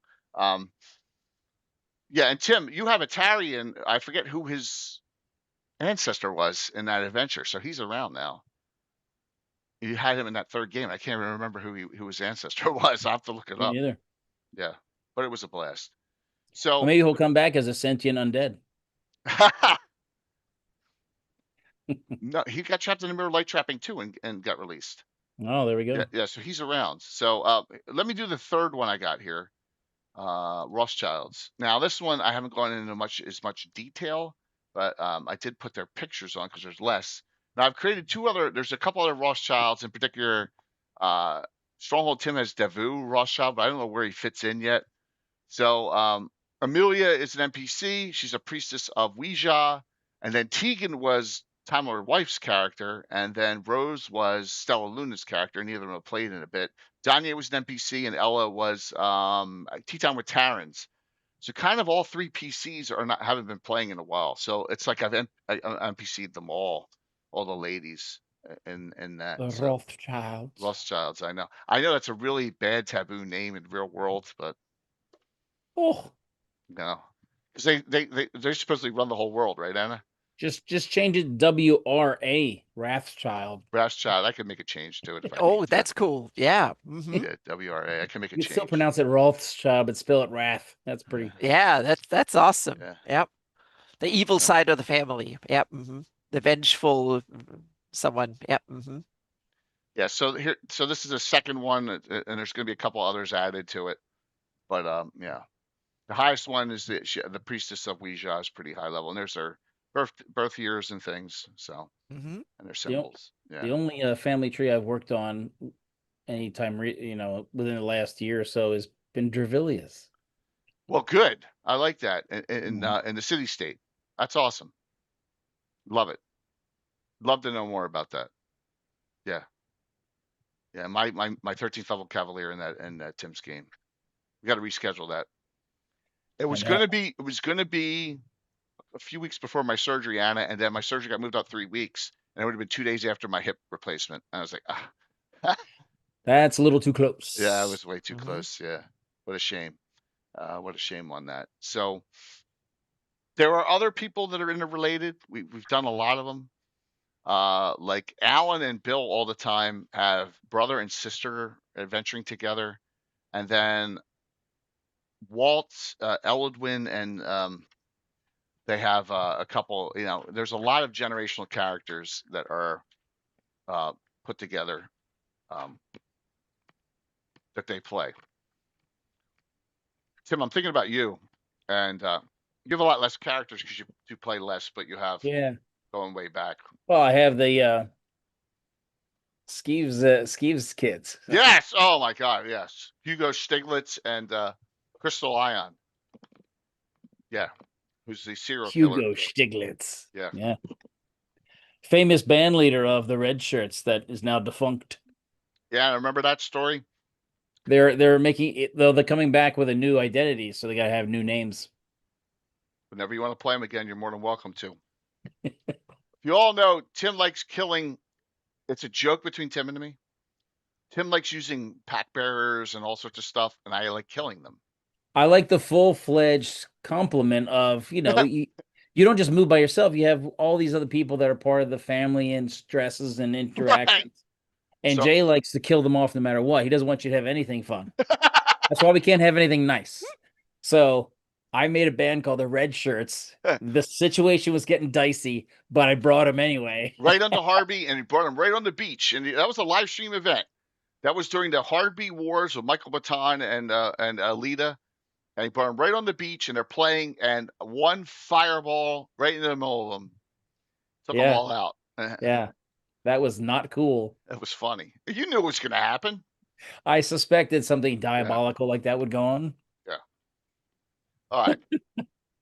So give me some ideas on Lineage that would be cool. Maybe a plot line or a storyline that you're working on in Lineage, Anna.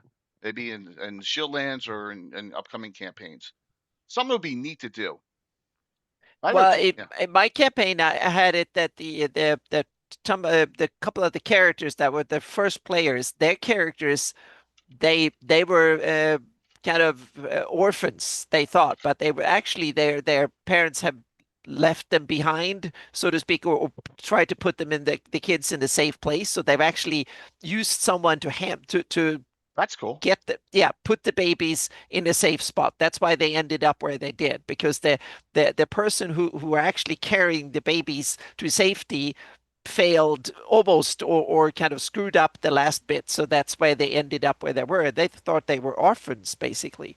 And then they were adopted by a family who then realized that, oh, these are real folks, and or like aunts and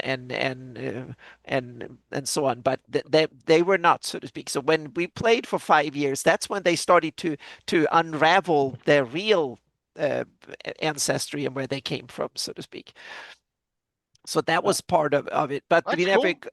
So we got into it. So then they realized they were of noble birth and so on, but due to the invasion and all of that going on, the parents.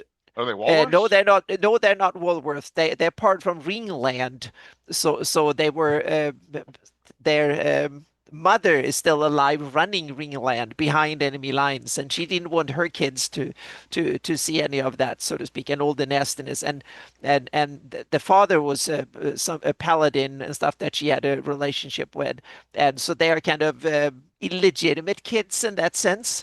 But they are, thanks to all their honorary sacrifice of the folks, they have been by Katarina been designated, they are now heirs of one of the provinces of the Shieldlands, and so because she honors their parents sacrificed. The dad sacrificed, and the mother is still there behind enemy lines and decided, oh, I leave the kids to be safe in Critwall and be raised there, and I'm going to stay here and fight to the bitter end, so to speak. And that was a choice she made.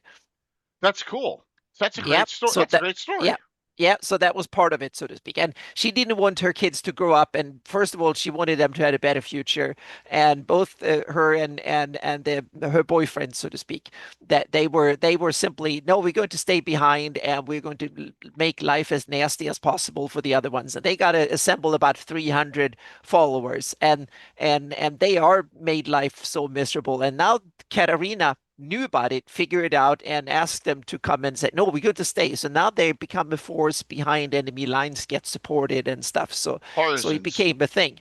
Exactly. And that is part of the real story from the I Used Evil and the Marklands. So that was part. I just elevated and elaborated the base story, because Ringland was actually forgotten by it, but I kind of put it in and weaved in some more into the story, so to speak. So I took those few paragraphs and made it more grim. It more like that cute little place that I used Forgotten. No, I didn't have it that way. I simply had, it was old Flan ancestry and who ran it, and they were like, no, our people have run it for 500 years. We're not going to give up. So they invited the Iusians in, and then they slaughtered them after a while, and used erroneous powers, so to speak, and did it, and then kind of asked for forgiveness, what we're going to do, and keep doing it. And then the other ones who lived in the neighborhood were like, wow, that's really impressive. We're going to follow these folks, and so on and so forth. So they became good leaders, and they kept at it. And then they got the reputation. So they're now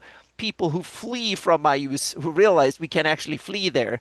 And then when Ayus going to say, no, we're going to end it, that's when they had reconnected with Katarina. So then Katarina sent a special envoy and forces, and she came there herself. So when Iusians came, they got one shellacking. So now their Ius is like, my folks got murdered again. What the heck do we do, so to speak? So now they're starting to play games, and so it's a kind of back and forth. So they're each trying to outmaneuver each other, so to speak. And also the I forgot her name now. She stayed behind. She is now like a 16th level battle hardened, really badass, so to speak, because she had to be, and she learned a bunch or two, and she's old Flan, so to speak, and so there's a bunch of stuff going with it. So now it becomes this kind of challenge between Ayus. So Ayus is like, oh, I want to send someone else, and he send a bunch of them, and they realize this is a suicide mission. I send someone else, and they send some mojo over there who gets slaughtered, and say, oh, I got there. So that it's become one of these things that no one in the land of Ayus, they don't want to be sent to attack Ringland, because that's like a death sentence. Yeah. So they come up with all sorts of excuses or whatever. But then you have some really badass who want to do it, and thinking that if I can pull it off, I can be real famous, so to speak. So there are some now that want to take on the mission, but do it in a more kind of take time learning things. But then Ayus get impatient and what, so it's kind of this struggle. So become this mission that no one wants, but you kind of, if you can succeed and pull it off, so to speak. And the same thing on the other side, because now they're using their reputation to pull taunts and go around and causing mischief and stuff. Ringland was a great concept in the exactly, it was a great concept. So I went with it and made it into a more grim, dark kind of story to it. So yeah. So Tim, look at this map and notice what's down the road from Ringland. Yeah, Gradavis Estate. The ruined Gradavis Estate. Let's see how good the audience is. What published source adventure takes place in the ruins outside the Gradavis Estate? It is a real adventure. And I ran it live stream. Yeah, Return of the no, Prof. What did he say? Return of the 8. There's no that's Greyhawk City. Nope. This is a very obscure one. You need to know it's in Treasures of Greyhawk? And the answer is Crossing into Steel, which is actually placed in the Shieldlands and doesn't say where. And So there you go. that's the one where the old paladin wants to see her final death. Yeah, in Kensington. Nothing happens there. And goes and Tom's character, Pellinor the Golden now has and Santher the Holy Avenger that gets created in that adventure, and that's where I had it take place. Yep. Nice. In the Gradavis estate. Yes. Well, I don't really have any Greyhawk family trees and lineage, but I like the notion of running adventures that use the title and noble kind of requirements set on people, like having. I wouldn't do it to player characters unless they want to do it, but you can have an NPC who's, obviously in love with someone, but they don't fit the family bill, and the family says, no, you're going to marry this because our families need to join, and we'll be more powerful. And if you don't, we're going to cut you off without a cent. You know what I mean? And then it kind of sets up: is the party going to support and encourage them to say, no, go with your heart? Or are they going to try to say, no, you got to support the family because it makes us all richer, or whatever it is? You can make it as complicated as you want. That makes a lot of sense in the city state, the way you run it. I mean, a total sense. There's a lot of minor nobles that are trying to build up their power base, right, all the time. But I would say any families that instead of corporations, really, you've got noble or at least merchant families that have reached the nobility status through money. Right. And so they're all like, instead of a corporation, they're like, how do we merge? Well, the only way to really do it is through family. So no, it's good. It's a good point. Well, I'm interested. And even if it's not typical, it's great to put, NPCs or people you're working for in that situation. Then the party has to help them, and it's not just a go kill that over there solution. I'm really interested to see what you develop up with Dervilia. That's exciting, man. I did not know that. Woohoo! Cannot wait. That's good. It's really good. I know. How many relatives? She's got an unusual family tree. That'd be cool to see. Absolutely. So, social network is that basic setting. Yeah. Well, I think it's as you can see. I'm glad people are enjoying it and having fun with it. Right. That's all. That's all. And if it's outside the norm for what a lot of people's gritty Greyhawk is, it's okay. I want, like, when I run a game, I just want people to enjoy themselves. That's what I'm trying to figure out, to do that with everyone that plays at my table, right? To not keep it stale. It's tough. Playing DMing for 45 years is freaking tough, right, Anna? DMing that long and keeping things fresh is tough for that long, man. Tim knows it too, man. Yeah. Right? It's I have tough. to like use 3 different voices the next time I run it. Yeah. But Jay, I think it's important, and also Tim, to find a way to set up your campaign so you can run it long term, whether you have like one stable group you run it for every week or whatever, or if you run it like West Marches and players come and go, you have to kind of find a way to handle the world building and the stuff, both from like a practical, meaning find the tools that you can store information, the way you can retrieve it that functions for you, whether it's binders or some digital tool or whatever, but also think about what you should record and what's important for you and for your players, and then stick to it and find out what works for you, so to speak. Just like choosing the right rule set, choosing the right what emphasis you want to have. Do you want to run published modules? Do you want to homebrew from scratch? Or whatever it is, so to speak. You can, and that's part of finding your way. Yeah. As a DM. It took me over 10 years to get there. Yeah. So 20 years really. Now I'm still reinventing things, so to speak. I'm going to name 3 old school DMs. And I'm going to tell you, we're all so different, but we're very similar. But there's a lot of differences. Myself, Tim, and Carlos Lysing, right? All old school DMs. And we all have our little nuances and changes, the way we run things, that it's different. I know, like, Carlos, doesn't go into Arcana, right? So he doesn't use a lot of weapon specialization and things like that. He stays a lot more pure old school. Tim goes a lot more into other abilities, right? Yeah. You do a lot more with, the Dungeoneer Survival Guide, and which is great. A lot more and a lot more subclasses, which I never thought I'd say that with my 40, but you have so many different variations, which is awesome. And that's what we're all old school DMs. And it's just like I said, no two DMs are alike. And like play style, what you want to accomplish, it all goes into becoming a DM, and like it's developed over, for both of us, developed over 40 years. So, and that's the charm of it. It's a real charm of doing it and having fun with it. I mean, it's not even hard to take a character from one to the other either. Really, it is not. You're absolutely correct. Absolutely correct. And we have like Ulrich and Andrus. Yeah, have bounced between. I haven't thrown any of my the Ulrich Bizarro world. Jay's world. Ulrich was Amaryllis Slinks. Amaryllis Slinks. Yep, absolutely. The Bizarro world version. He's got the Dr. Denton sleepwear. Yes, from I got to rerun that. I got to rerun the twofold towels sometime. He's got a leather jacket too. And you found the Andrus figure after 30 years of searching, correct? Yeah. I found the dude that actually made him in pewter at one of the Renaissance festivals. That's unbelievable. That's where that miniature came from.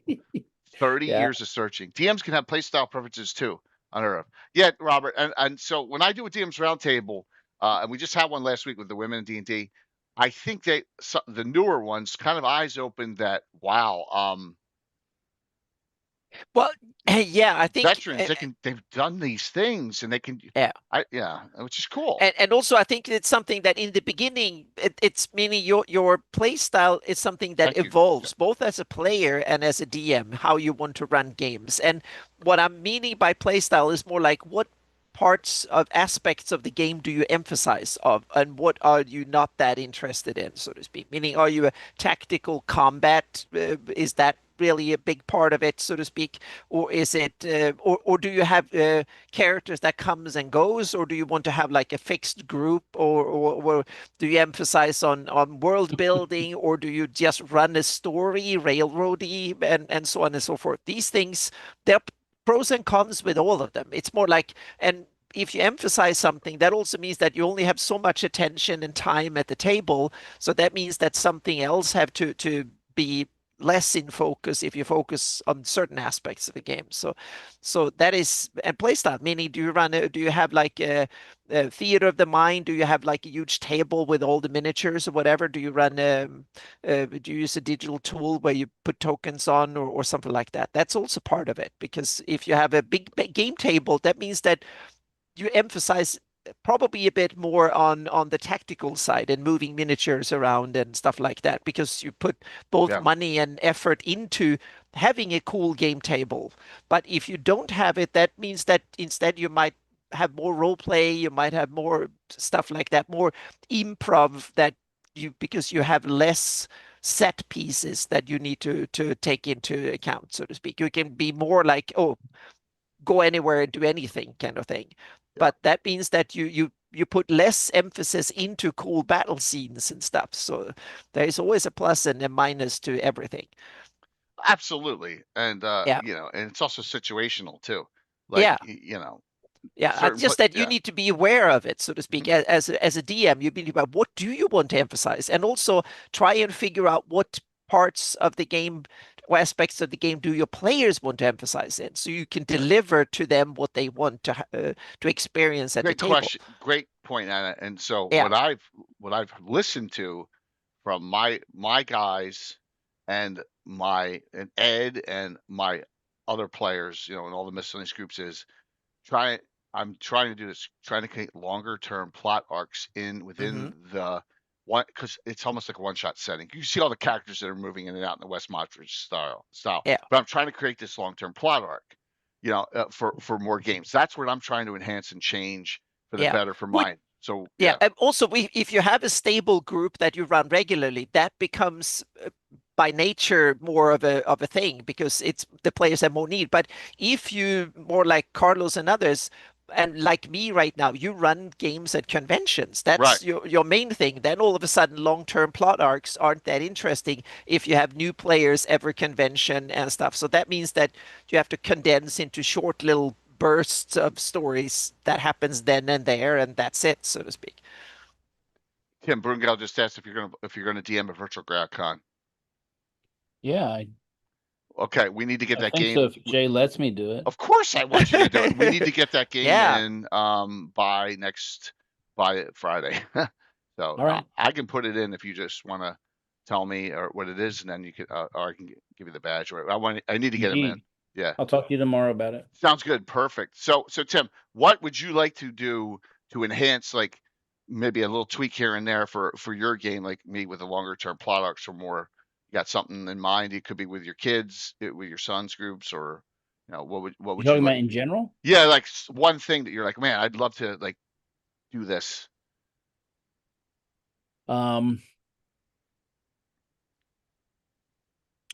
He's got the characters in 3 groups. Right. So Yep. different groups of campaigns. And so at some point it'd be nice to have interesting to have them intersect. So but one of them's mostly on ocean. So they have like a seafaring crew, and then there's he's a crew now that's fighting the hill giants and doing G1 with.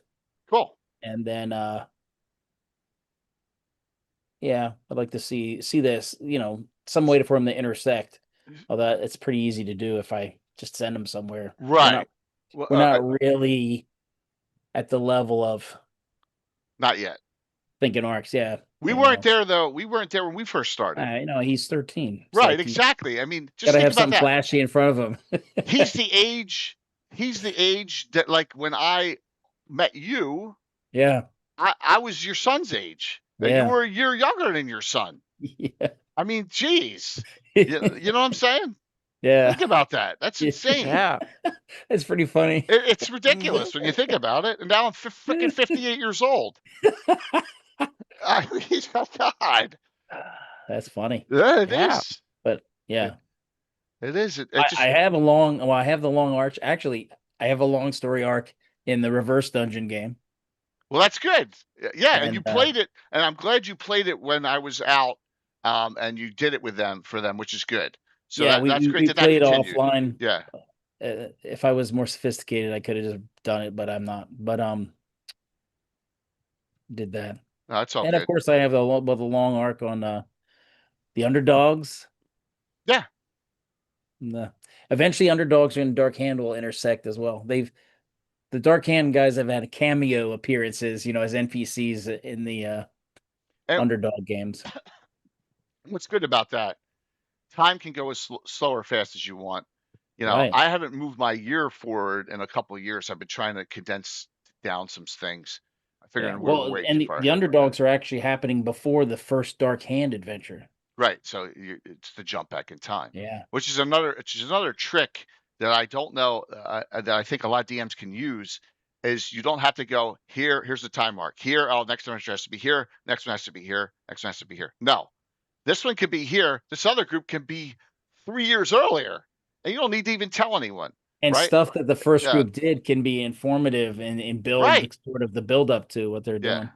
Yeah. And I look at that, and the TV series that did that the best was the first season of The Witcher, right? If you guys watch that, and episodes were 10 years earlier than the previous episode. I'm like, what the hell's going on here, right? And then I figured it out. I was like, oh my God, that's genius, right? And that was only a couple of years ago.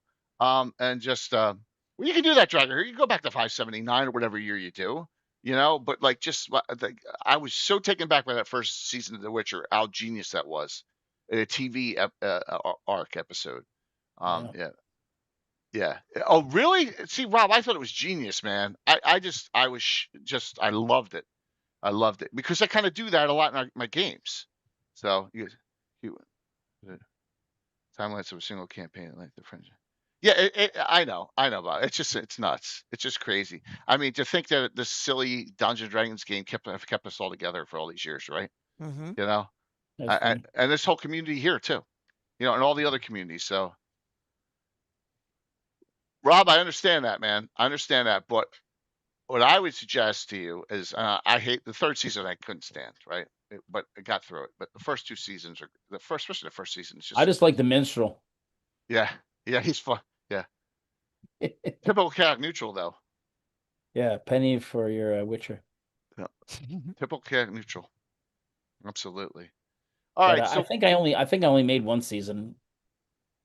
first season was the best. So Yeah, just I've seen 2 seasons. I think that is the 3rd season out now. third season's in out, and it's a lot more on the witches than the Okay, Witcher. then I should at least take a look. The first one, I agree, the first one was the best, but the second was viewable, but it was not something I was super into, really. Yeah. Witcher. I have to be, well, I mean, after a while, if I don't care about the characters, I kind of like, Well, yeah, I fade 100%. away. I'm like, I don't really care what happens to them. Yeah, I understood, Rob. Understood. Just like I never got into Game of Thrones like a lot of people did, but that's all right.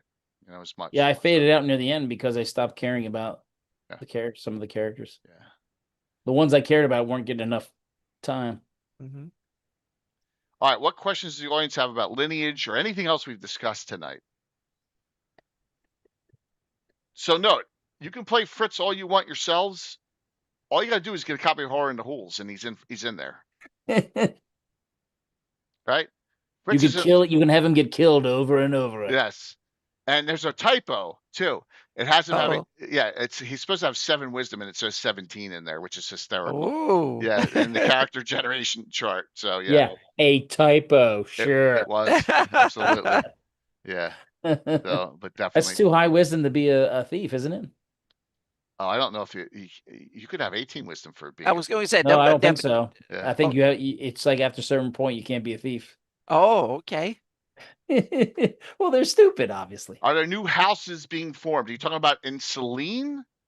So there are houses that aren't listed, Jeff. That's a good question. I would make up another lesser house of Selene. I haven't made one up probably in about 20 years. But if there's a need that arises, I will make up a house of Selene. Absolutely. I won't make up a greater house, but a lesser house. Absolutely. A note on the map. So all of them on Anna's map have their location of where their estate is. So here, Selmalin is here. Pendrell, Lillian Wainwright, Vic Strolin, right? And then Gistrol, Gazumbas, Patamil, Draxium, Vreston, Kesselak. They're all Cartris, Springus. They're all on the Anna's map. So noted. Yeah. Good question. But there's Selene's pretty empty too on the map. So it was an easy. Oh yeah, it's underdeveloped. Selene is really underdeveloped. So yeah. So it's perfect. Like the other demi-human realms, the few that are there in the first place. Yeah. Well, yeah. County Ulick has been completely bare too for a while. I guess because they weren't used in Living Greyhawk that much.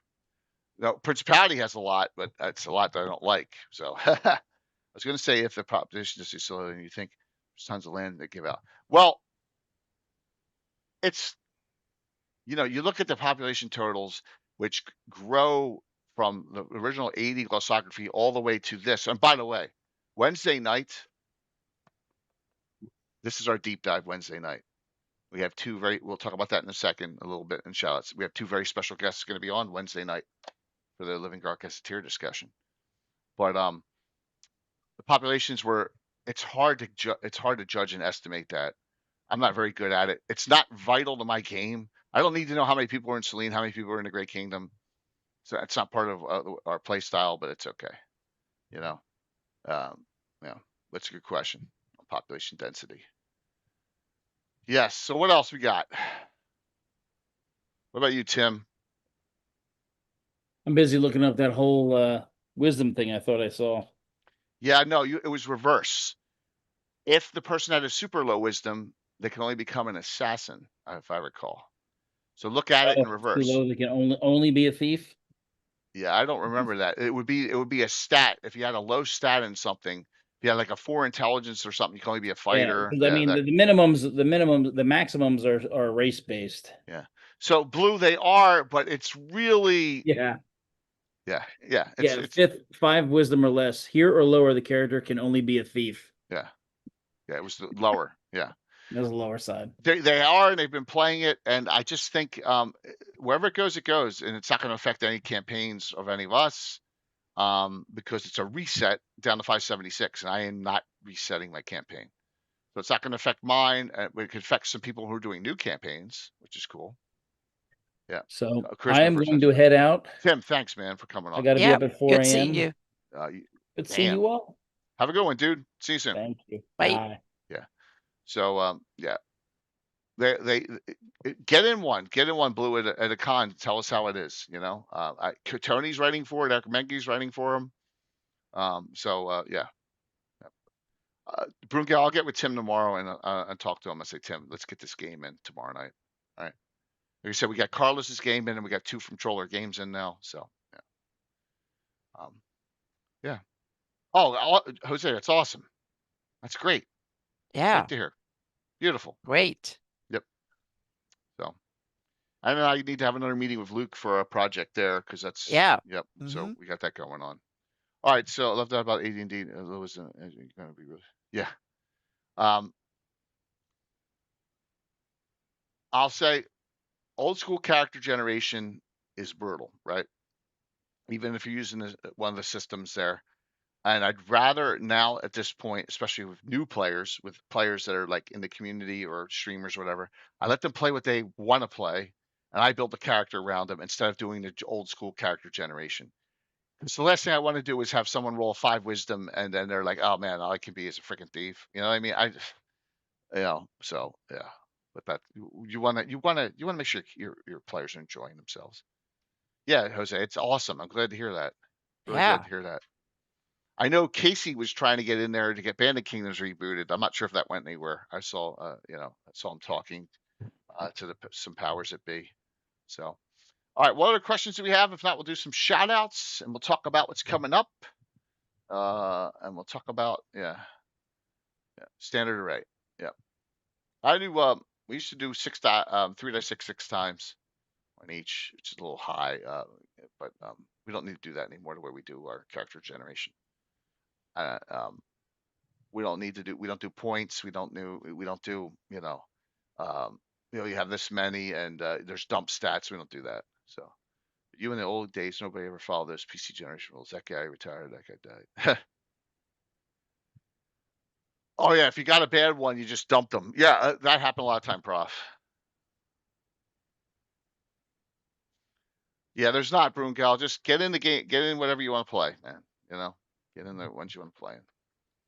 Coming up. It's by the way, that's on the 30th, which is Saturday at noon. Saturday at noon. I'm going to turn that on.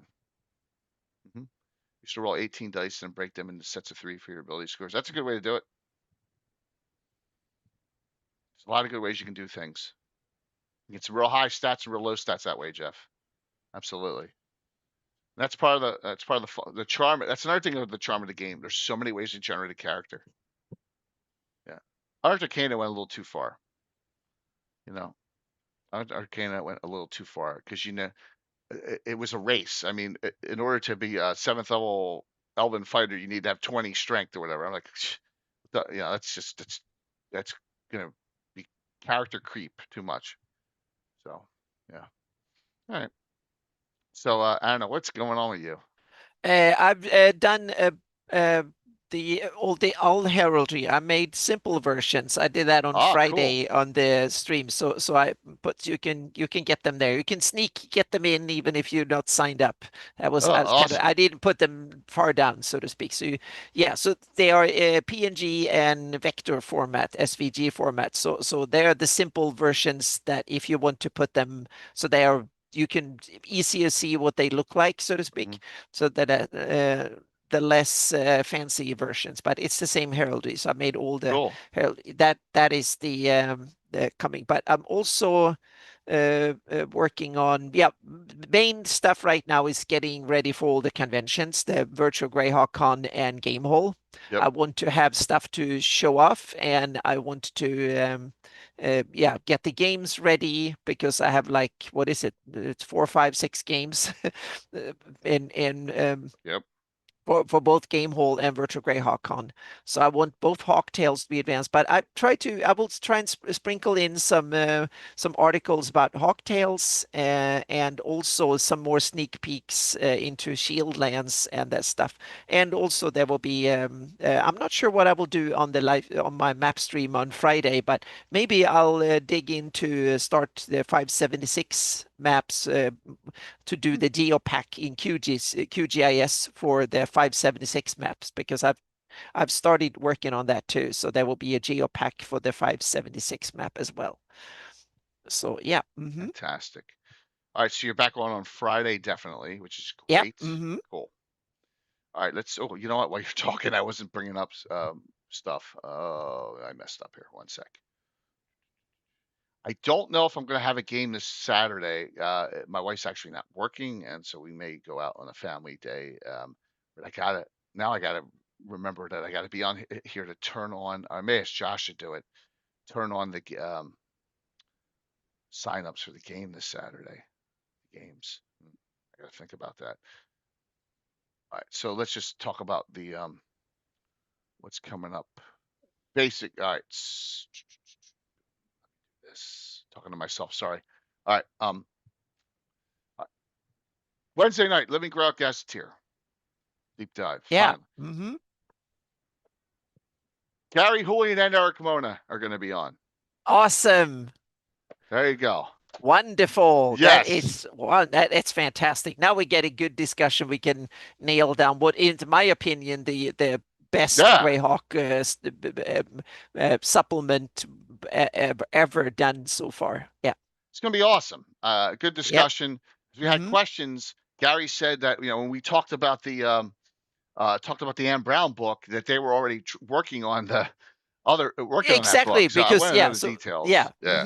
Because we need to go back to that era, because that was one of the golden eras of Greyhawk, was those late 1990s, just about 2000, going into Living Greyhawk. That was one. Meaning we had a golden era back in the 80s with Gary and the box set and all that, and that was kind of petered out after about 1990, after the From the Ashes was then it was nothing for 10 years, but then we had a new, almost 10 years later, we got a golden era again, so to speak. Now, in a way, we are in the third golden era of Greyhawk, which I think is kind of cool. Yes. Thanks to both community and the support for the new 5e with the renewed interest and stuff. So we are in my opinion, we are in the third golden era of Greyhawk. Awesome. We'll see where things go. But it was a great discussion having them both on. Yeah, fantastic. On Wednesday, and with Mike and you and me as well. All right, so this adventure, notice we're in like 1129 now. This adventure we just never finished with my guys, because my Thursday night group has not been together for like weeks. So we're Temple gonna go back. of Elemental Flame. Yeah, it's a small little see, that's the Eternal Flame. Sorry, yeah. Temple of Eternal Flame. So it's the second part of it. Hold on one second, see if we can bring up the. Why is that not coming up? I think it's 1121. Let me go to the folder. I think I have a copy of it here. Yeah. So that's it. See, it's a little Scott Fitzsimmons, Jim Pinto. It's a little small D20 fold out adventure way back in the day. Yeah. And then a D20 glut. Yeah. Yeah, exactly. It was good. So there was so much done then. So some of the best is just like, it's like the Living Greyhawk. Some of the best, some of the worst. Yeah. MechBoy, was that in Discord or was that in oh, there you did. Okay, you got it.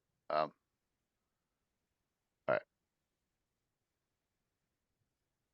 right. Sounds good, man. Sounds good.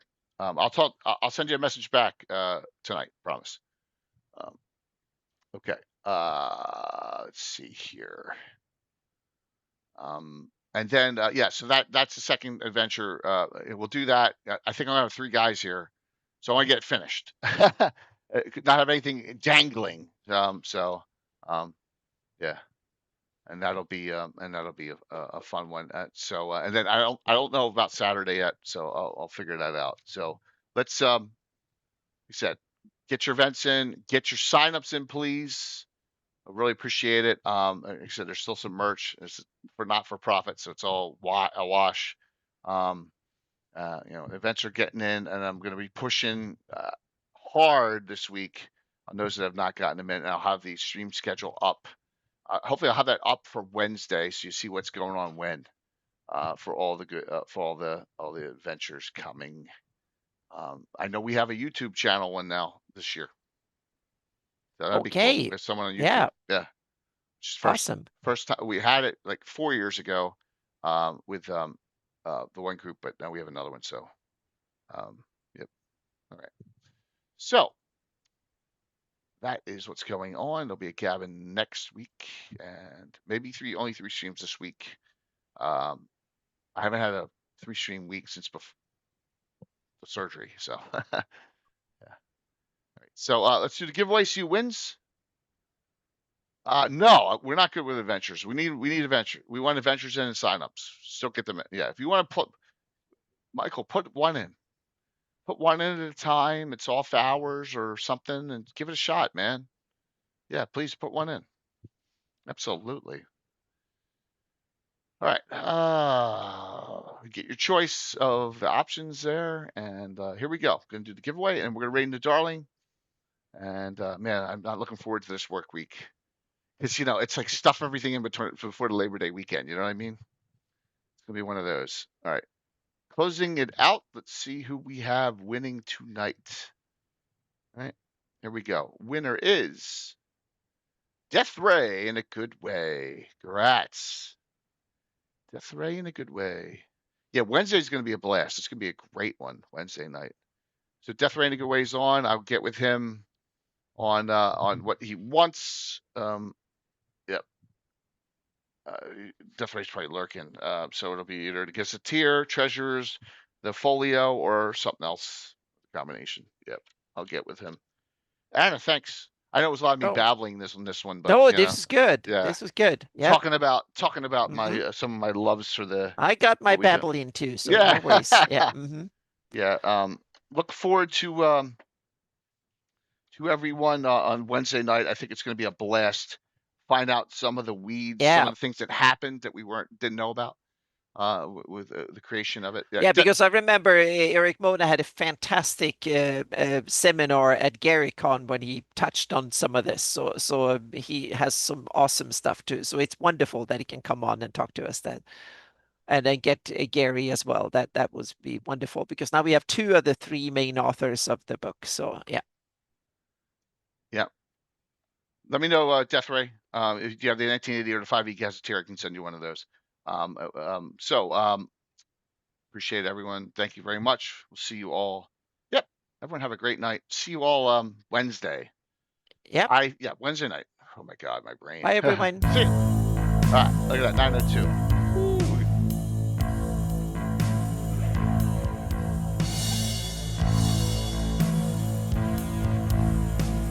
Right.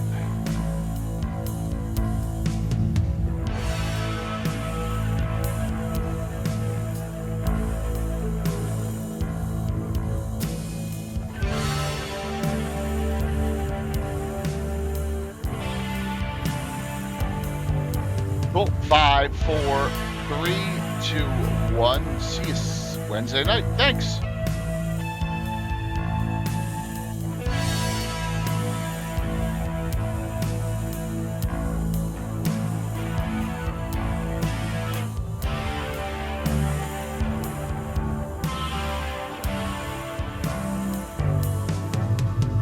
Awesome.